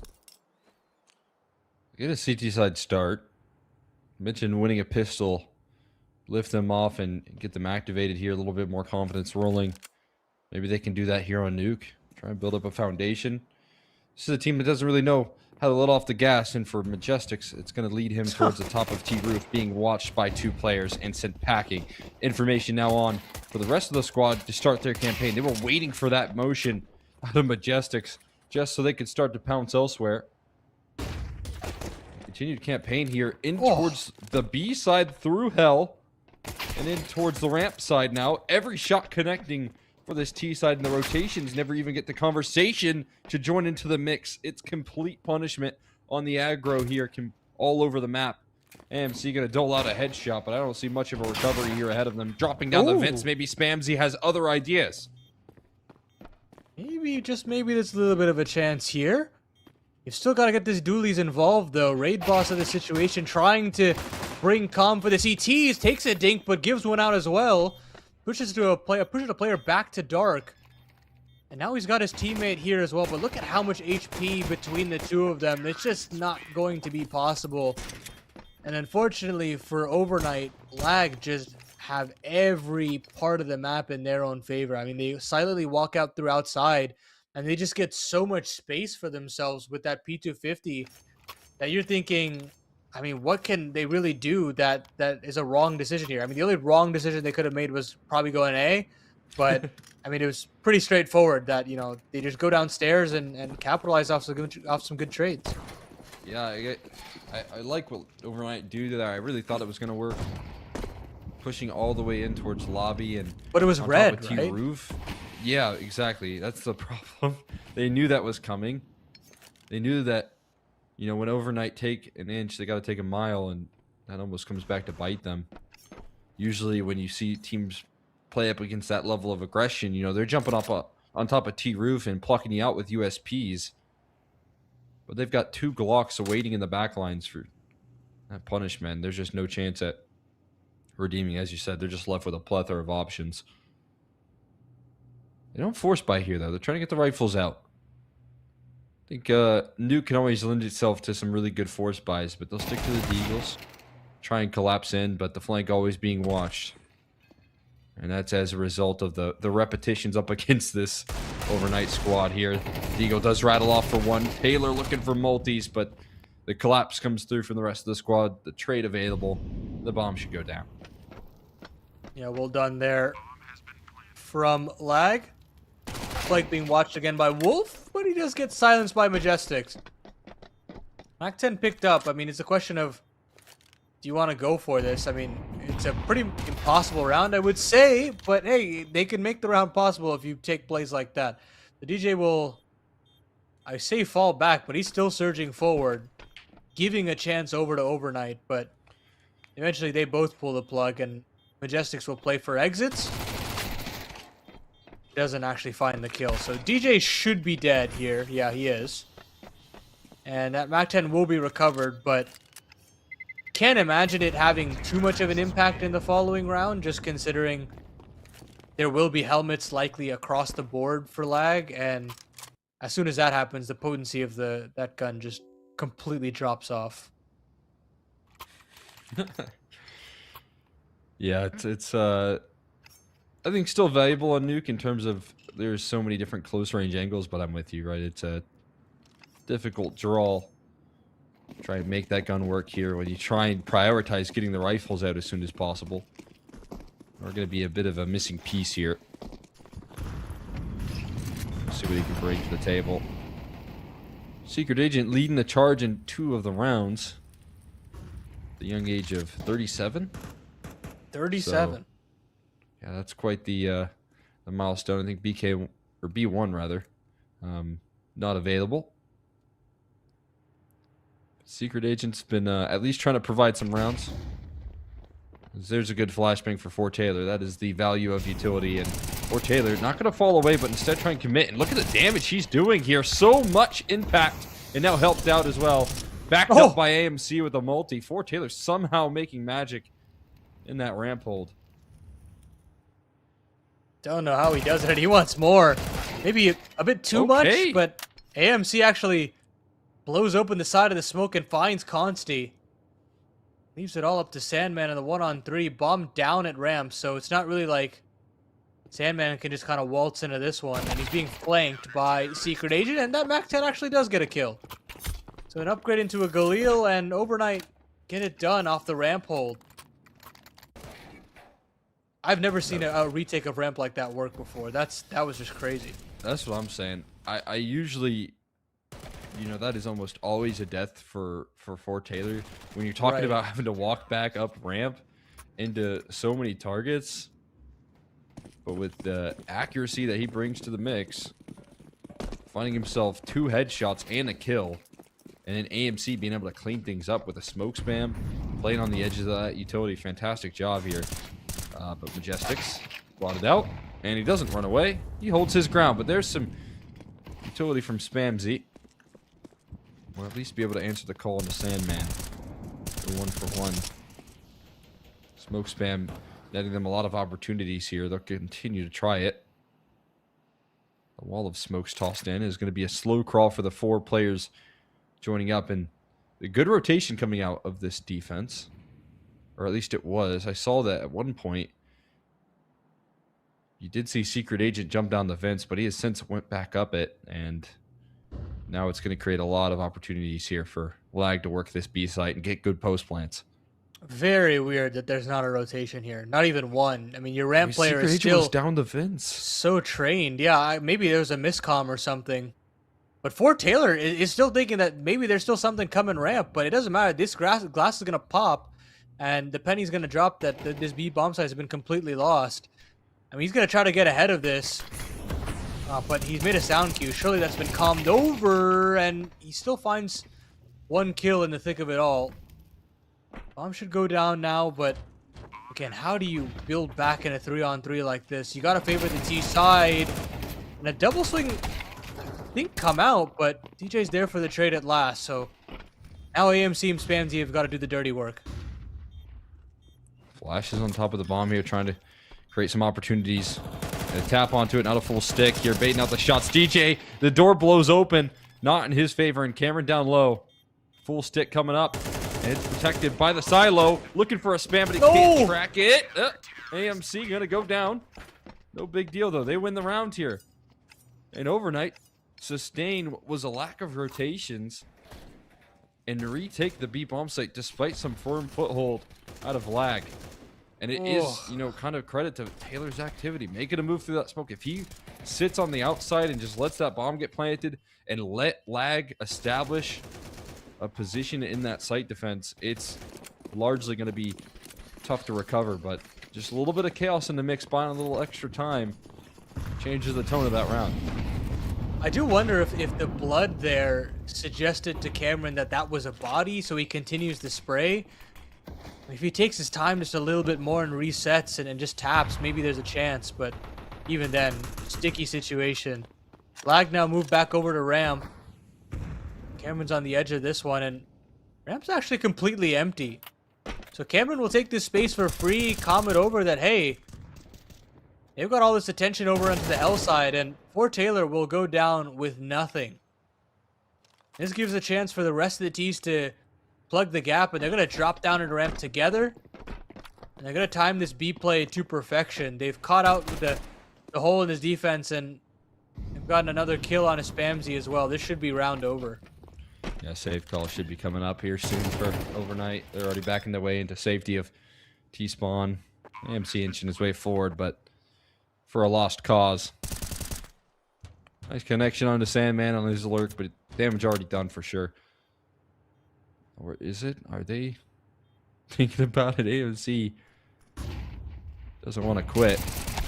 And in doing so, is going to cost him his life. 93 or 97 HP taken off of DJ. 3 left over.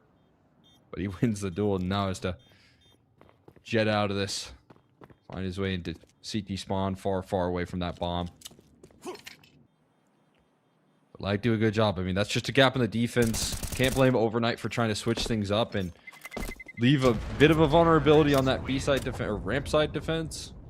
But you can be concerned with how Fort Taylor walks back in, not with the full understanding that, you know, they did leave ramp open for the first 30 seconds of the round. They can be around that corner, and Cameron fully catches them by surprise. Yeah, my guess is you know, Cameron had a little bit of an edge on that smoke, and maybe if that utility is deployed in the best possible way, that Cameron's dissuaded from taking that gap and potentially walking out. I mean, that small little detail is the difference between Fort Taylor bluffing that there is ramp presence and him being found out. So again, utility, I feel like costing Overnight in some way or another in some of these rounds. This time again, though, they're still trying to stay active outside, something that we kind of mentioned in the pre-show. And this time you've got Majestics in the secret stairs. And, oh, that, you just hate to see that. Oopsie. Kissing in the smoke right there on Valentine's Day, but it's Majestics. It tries to trade things out and remain positive. Will fall, though, and player stuck now inside a mini will be easily flushed out of position. DJ going to deal the damage, and Cameron sending a big punch forward as well. It's for Taylor, not lasting long. As the AKs look sharp as can be, Lag answer back with a couple rounds in a row and are immediately going to shatter the economy here despite an awkward start. A very firm finish here. Yeah, I have not seen something like that before. A dink comes out and the finish from DJ, but he rectifies that completely. I mean, the bounce back rounds from DJ in this series have been wonderful to watch. I mean, 2 fluff clutches on Ancient, and then instant multi-kill after multi-kill from him there, and then now the response after the TKs. And now it's just an outright rush on the A-bomb side. You haven't seen Lag push the pace pretty much at all in this series, and this time showing Overnight a bit of their own medicine, and they've gotten themselves a free bomb plant here on A. Let me up! Let me up. Hold on, hold your horses. Because you know what fate is going to be suffered as soon as you turn the corner. There's It doesn't matter nothing when good. you're going up there, man. You don't need to There's go up nothing there. good waiting for you around that corner. I promise. Nothing good really waiting anywhere on the server here for Overnight. Nicely done for Humble God 19, but DJ gonna shut him down. He will humble God. What does that mean? I gotta love the username. It's funny. It's just so good. Now then, Lag, Can you be have a 5 humble rounds. I don't think you can. Or, I mean, I guess God? that's... I mean, I guess a self-named humble God. I don't think you can Yes, be a yeah, self-named yeah. humble God.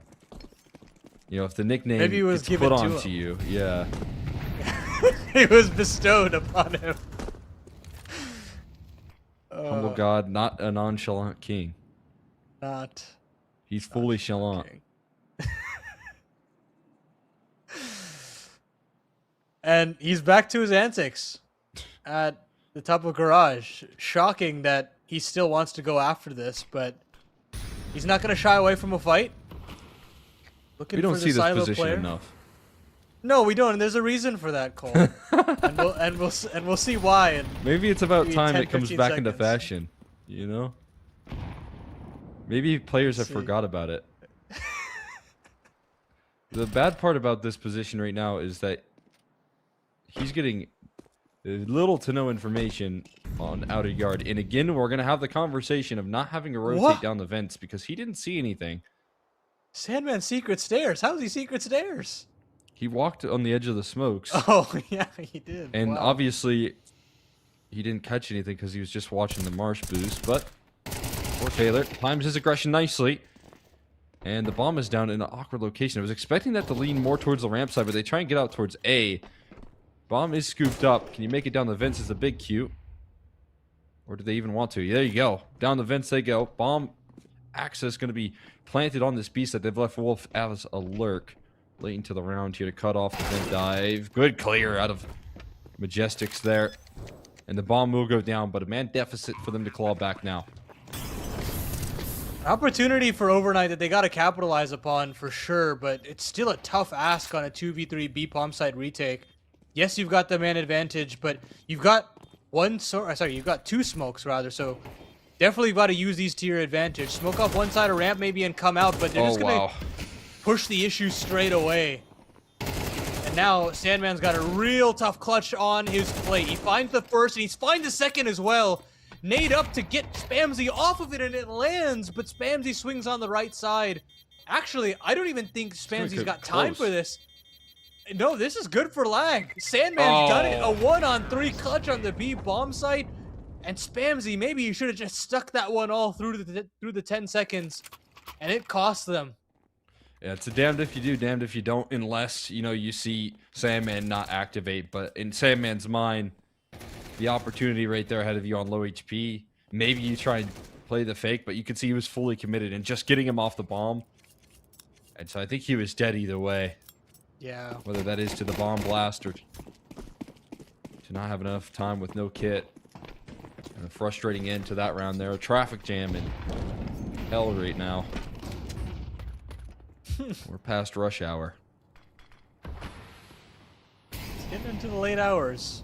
You'd think we would have cleared that up by now, but Majestics getting aggressive here in lobby, and now you're resorting to desperation aggression. This is like my least favorite type of aggression. It's where you think that that's gonna solve the situation, and it just isn't. Like this default is rock solid right now from lag, and they have just understood what Overnight are doing in these early rounds very well. Yeah. Look at that. Taylor just eviscerated off the ramp side again. Oh, there's the timing. Aggression does pan out, at least for a little 1-for-1 action. Sandman dancing this route, perfectly walking the tightrope, but found out by Spamsy through the smoke. How fitting that is here. Humble God on the scene, catches DJ setting his sights towards the heavens, but gets punished. Some Majestics that will be traded out, another 2v3 ahead of them. And another 1v3 now for Consti this time around. Gets chased by Secret Agent and shut out. So a little activity all over the place there. A lot of aggression towards that outer yard. That's where I like to see it. And it nets them some reply. As well as some sharp shooting from Majestics to catch them off guard. Finding himself a multi on 33 HP with some good repositioning. He's going to put things on track here for Overnight to try and close the distance. Yeah, great work there from Majestics. A guy that's really tried to play as forward-facing as possible in this CT side. And while you've seen a lot of the bad of it, you get to see the net positive of it. Great nades there to soften up this B-bomb site cross. Or rather, the cross towards the B-bomb site. Credit card peek comes out from Spamsy, and he gets met with a face full of lead. Still lives to tell the tale, though, and you're hoping that they could maybe catch a straggling T on the way out, but haven't found anything just yet. Finally, Sandman gives way, and AMC capitalizes. Well, that is fairly typically the lurk that they've left out towards the outer yard, and so for Wolf to still be positioned here could certainly be surprising. In the back of red. Good news, we do see the proper rotations. Maybe not down the vent this time, but at least for Taylor leaving ramp and getting himself entrenched on this B site. Seen him be able to put up enough resistance to where they can close out the round, but there's that smoke to try and isolate. Only to follow it up. There is going to be no help here. Hard cleared by the angle. Still goes 1 for 1. Good job from Fort Taylor. Now activity through the smoke from Spam Z. Nets some security. And Wolf on his lurk. He's going to have a tough time finding much of anything here. And this 1v4 made 1v3. Comes down here. Forcing another fight. 20 seconds left. With that molly, he's going to have to wait out. It's going to really draw things down to the wire. Smoke to try and isolate these duels, but 10 seconds left, and he's got to get a move on if he wants to go. And I think he got lost in the smoke for a second there, so that'll do it. AMC and Spamzy going to be able to close out this round by time alone, and Wolf not going to give him a duel. I was really thinking he was for a second there, but works out, and unfortunately for Lag, they can't actually utilize that second layer lurk that they had from Wolf. Instead, he's got to be this late play once basically the rest of his teammates had fallen.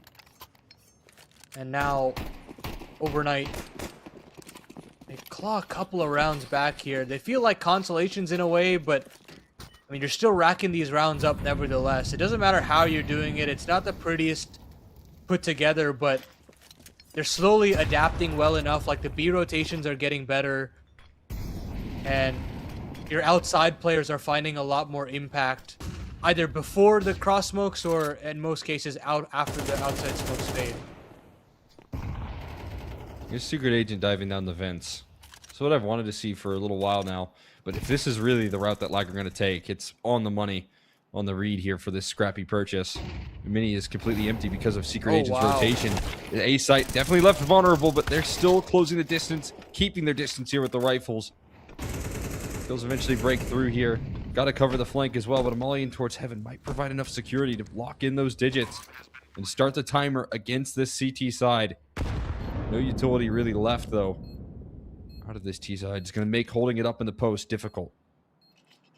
Yeah, very much so. You're hoping this smoke's going to do a lot of heavy lifting to at least cut off this vent player, and a couple flashes to go. They're hoping to at least one player to give a body, but Taylor's got to go bounding in, and Wolf just rips a head off a Secret Agent, and Lag just bulldoze their way into this A bomb site. And what a call from them to wrap in a mini there. They've thrown those L block smokes a couple of times at this point, and they have taken the secret stairs route every single time. This time around, though, on that lighter buy, getting those Tech 9s up close and personal. I mean, first of all, they didn't even really have vent players to even fight in that situation. But once you get some AKs entrenched into mini, it's so difficult for the Heaven players, it feels like, to be caught between so many different angles. And Overnight just don't have a chance there. So well called, but yeah, great individual play as well. Yeah, no doubt about it. I love what they're doing, and I can't blame Overnight for getting Secret Agent down the vent and trying to beat him at the punch. It's been constant plays towards Secret that have kind of set the frustration in, the forcing Fort Taylor into these heroic moments of ramp and B-site defenses. Well, Fort Taylor looking to do it again, but only nets a headshot there, no follow-up kills. And ramp control will fall in the favor of the T side. Jumping in the flames, it's Wolf that's looking to speed things up, while in the meantime, an auto shot he's going to look and clear outside, so they won't have any troubles locking in those digits. And now they're just so paranoid about another outside look. That's why that's got to happen. And this time around, they've sent all 5 players down into this A bomb site that shotgun will never find anything, you'd like to think. Okay. And yeah, no, it won't. Unfortunately, not. And Lag will get themselves 8 rounds on this T side. This should be an open and shut case here, Cole. Yeah, won every pistol so far. They got a CT side to rely on. Overnight, we've talked about some of the challenges. Just a really well-called half, I will say, overall for Lag, despite some of the individual efforts looking really promising for Overnight.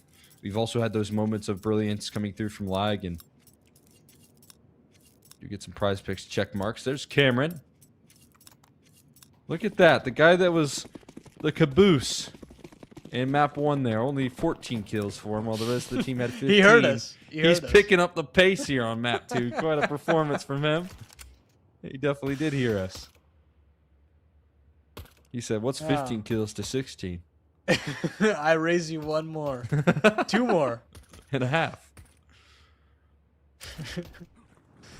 Now, overnight with the A execution, they try to deploy a hut molly, but the hut molly has missed. And that gives free reign for Wolf to take some pot shots, but he only finds one, and Sandman the same. So we still have a 3-on-3 and still a chance at a bomb plant. But look at this early wrap here from Cameron, instantly into the hut.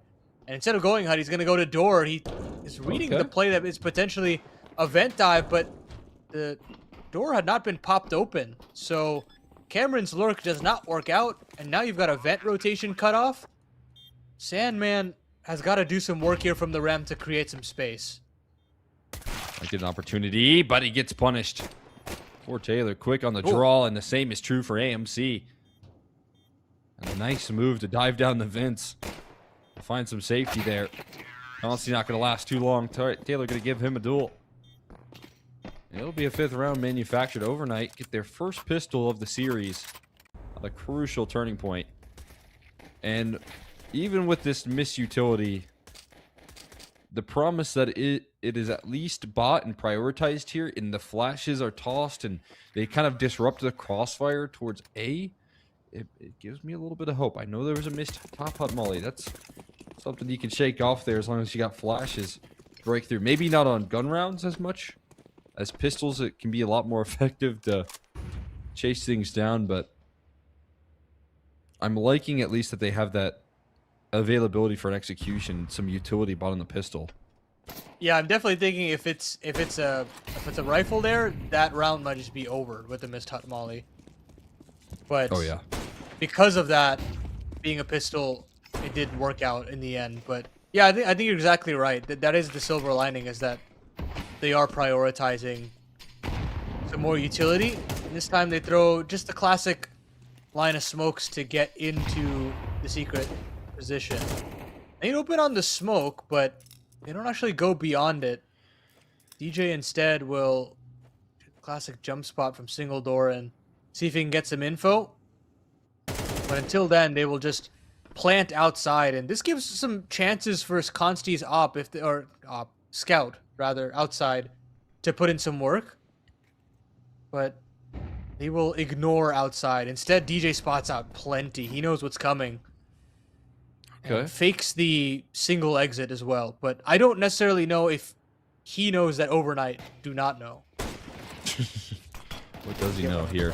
Right now, Consti plucking him out here. It's the smoke still not available, and then DJ capitalizes off some of the tags here, and back turn handed to DJ. Another headshot rolls out, and there is no relief here. It is an immediate reply coming through out of this CT side. DJ stepping through in a big way, and they definitely didn't know about this guy here sliding through the single door and establishing control in the round where it was looking like it could slip. Consti backing it up with the scout tags, causing a ruckus.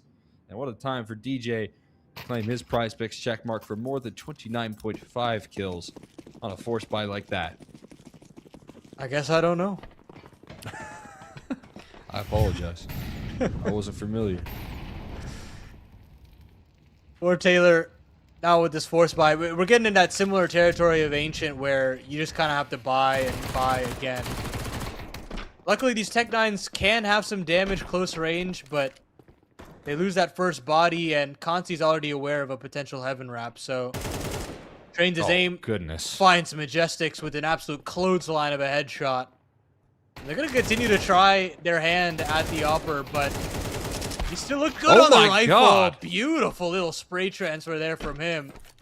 And Spamsy can't do anything but hope that this Deagle can work its magic. Is Cameron? Where did he get off to? Wouldn't you like to know? He's behind you, and he stabs a knife on in. Oh, man. Cameron just playing with his food now. His leg. That insult to injury there. Consti with a highlight reel, and Cameron with a little bit of mischief. Seals up 10. And we'll take another confident round away.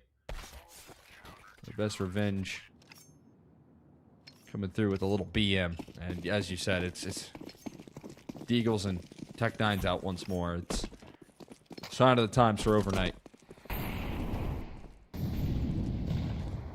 unfortunate, but that's just the way it goes at a certain point in the game. And they're going to throw L block this time. And I think one of them missed. Yeah, one of them definitely missed. One's on top of the silo, so that should not be where that goes.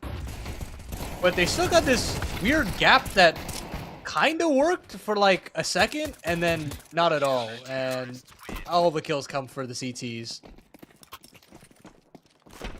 You calling that a tactical smoke miss right there so that they can all rush the gap? Possible. Possible. You thinking that's the case? Also could be the fact that maybe they mollied on top. I don't know, what sort of lag utility they're throwing at the gates, but sometimes teams will molly the top of mini to So it can't bounce. disrupt L block Right. smokes. You never know. Right. We'll give them the benefit of the doubt, Cole. Yeah, why not? Again, promising that they've got some util lined up here to at least attempt these rounds. And some variation outside smokes. That's true. We had a line and the L block, so they do know both variations. Now, it's still back to reliable, though. I mean, your best gun this time around is an SMG, which is an upgrade off of last round, so getting better, but we are also running out of runway at all. And I say bomb site now, the name of the game for overnight. There is potential lineup there for AMC. Instead, they'll show face and they'll go back to Consti, who has had a hell of a series. Another kill for the Opper, and Cameron will do his job in spades as well. Wonderful work there from the ramp hold yet again, and it's series point for lag. What a hold. Easy does it for Consti. I mean, I don't really hate the idea overnight try and draw out rotates towards A, but Wolf was just so unfazed by the small amount of contact he took in towards Hut. You can only imagine what's being communicated because there was absolutely no panic in the shift up there. Wolf is actively dueling a guy inside of Hut. At that point, you maybe feel like there could be an execution heading your way, but no one budges. Player with an MP9 just commits on the ramp hold. Cameron's got $11,000 and an MP9 still. He's just having a ball, punishing these force buys, letting his teammates draw in the contact. And there's the successful utility tossed in on the L block smoke, but it's blown open, and so they still don't really get what they're after, especially when you're getting plucked out of the sky by Consti. And with an effective vent rotate here, beating him to the punch, it's going to be DJ on the scene. Oh, but he's only got 7 HP, so he's not going to last long. And an upgrade there for Majestics as well. Rotation comes in from Cameron, and hey, that MP9 can't really use it in this situation. Switches back over to the Deagle and gets a headshot, so hey, maybe I don't know what I'm talking about, and he's going to continue going to work with this Deagle as now Secret Agent is close by, switches over to SMG, and it doesn't work out.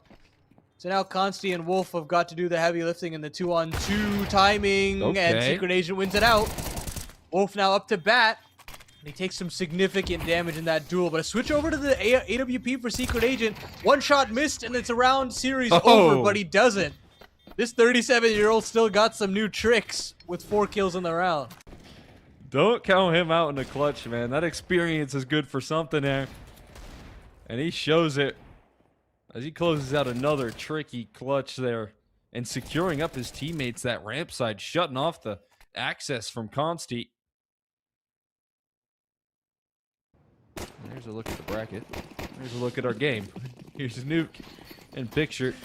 And like a step away from closing. Fortunately, all of that bank account from Cameron is eventually going to be spent. He's not going to keep on buying up those MP9s. Got a plethora of cash to fall back on here as well. But for Taylor, has been able to do this before here. Sneaky position checked by Wolf. Has his teammates back. No vulnerabilities here, but Humble God. Majestics? What are you getting up to there towards the audio? Did 2 players just get tapped out from T-Roof? It looks like it, but he might need to do more here as Cameron's on the scene. He's been heard. Those spams or whatever duel that was taken from Cameron has definitely been noted. But DJ can't necessarily train all his attention on that position. Eventually, he's got to give it up and pay back in respects to this A-bomb site. Oh. And that might just be the round. Secret Agent had a chance at a heaven wrap or maybe cutting off a player, but doesn't happen. And oh, DJ pulls out utility, but it doesn't matter. Wolf and Cameron are there. And it took a little extra time, but we got there in the end. And very clear domination from Lag here on Nuke. Just fundamentally understanding this map so well. And unfortunately for Overnight, kind of as expected. Just playbook not really having that much depth. And the idea is just running very quickly dry. Yeah, I mean, kind of as we'd come to expect here from this Lag squad domination asserted over the competition. It's another 2-0 that they're able to get away with, and a rampage of runs that they've been able to bring to the table here fairly consistently.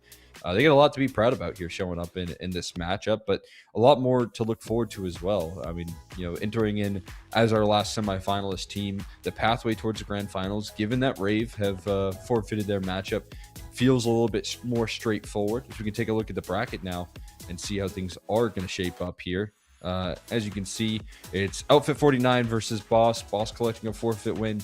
Definitely the favorites right now to win this tournament, but with Lag showing some form here, you got the pathway versus Farmville, a team with familiar faces like CJ the King, Beaky, Umar, and Savage, players that we've seen before. It will be an interesting matchup, but it creates an interesting conversation here where I think Lag looking to disrupt things a little bit if they can make it into this grand finals. Yeah, I think a Boss Lag final would be the best outcome here. But don't count out Outfit 49. I feel like, they have a real opportunity of potentially causing a ruckus here. And although Boss are the favorites, they have stumbled quite a bit ever since they've brought in their new blood in Stanislaw and company. So for me, I want to see a rejuvenated Fruit Cup. This is a guy that has played on a lot of Boss iterations that have not looked good, and he's still played well himself.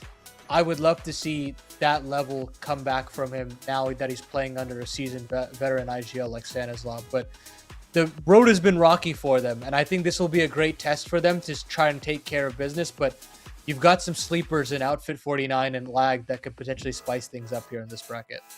Yeah, I'm right there with you. I think all the teams remaining here. I haven't seen much out of Farmville just yet, but looking forward to seeing what they bring tomorrow. And take a look at the stats today. It's Lag that have themselves a dominant 2-0. Look at the PrizePicks estimated totals. It's DJ and Cameron that were able to reach those goals, but I think just the nature of the beast here being so one-sided for Lag. There's only so many kills to go around, it seems, and DJ and Cameron eating them all up there before everyone else can get involved. Yeah, well done to this Lag side to just have such an even scoreboard. You had a lot of fantastic work done from Sandman on Ancient, a couple of massive multi-kills on that A4 on Donut. And same goes for Wolf, where there was some huge eco plays that he had. I think back to the 5-7 play that he had on B, and that completely turned the tide of battle there as well. So can't complain on any account for the Lag side of things. So I'm sure they'll be very happy in terms of the confidence levels moving tomorrow. You get to play Farmville, an opponent that I think you're expected to beat as well. And that just makes things very exciting. As far as the scoreboard looked for the Overnight side, of course, they didn't have PrizePicks estimated totals for them, but Secret Agent, I think the quiet like MVP, or I guess the MVP of the losing team, who just, he's not blowing me away by ADR numbers, but 20 kills in the series and so many one clutches for the limited number of rounds that this team was able to win. I think they'll be very happy of what their stand-in was able to provide today. I had a fun time watching him in a clutch and just knowing there was still a chance for him to show his stuff. So good stuff from Secret Agent. Happy to see him in the server again after a long time. And again, obviously for Overnight, I think there's a lot to look towards. I think, again, trying to define themselves a little bit more as a team that can show up a little bit more effectively with maybe some time, maybe some execution, maybe some time in the private servers. They're trying to figure out some flashes, but nonetheless, for me, it was always going to be Lag heading into this one, showing that dominance, and that's what we got out of them. Yeah, I mean, I'm just excited to see how tomorrow fares. There's a real opportunity at having a competitive semifinal on that Outfit 49 Boss side, and then we'll get to see Farmville in action to see how Lag goes up against a tougher test. And then, again, finals on the same day. So that whatever that BO3 ends up being, I think we're in for a treat. Yeah, that we are here. But for today, that's all we have. Before we say goodbye, though, I do want to give one last shout out on the day to the PrizePicks. The NA Revival Series is sponsored by PrizePicks. The best teams in North America are playing right now, and you can win real money while watching them play. You can join PrizePicks to get in on the action. It's super easy to get started. All you have to do is select 2 or more players and choose more or less on their stat projections to build your lineup. Then sit back and watch your lineup stats rack up. For a limited time, click the link in the panel below or use code REVIVAL when making an account and playing a $5 lineup to receive $50, whether you win or lose. It's a guaranteed win for all new PrizePicks users. Thank you again to PrizePicks for partnering with Complexity and Mythic League to host the NA Revival Series. I want to thank every one of you for watching today and tonight as we carry forward into tomorrow. We got the semifinals and grand finals tomorrow, so you're going to want to stick around and find out what happens then. We'll see you tomorrow.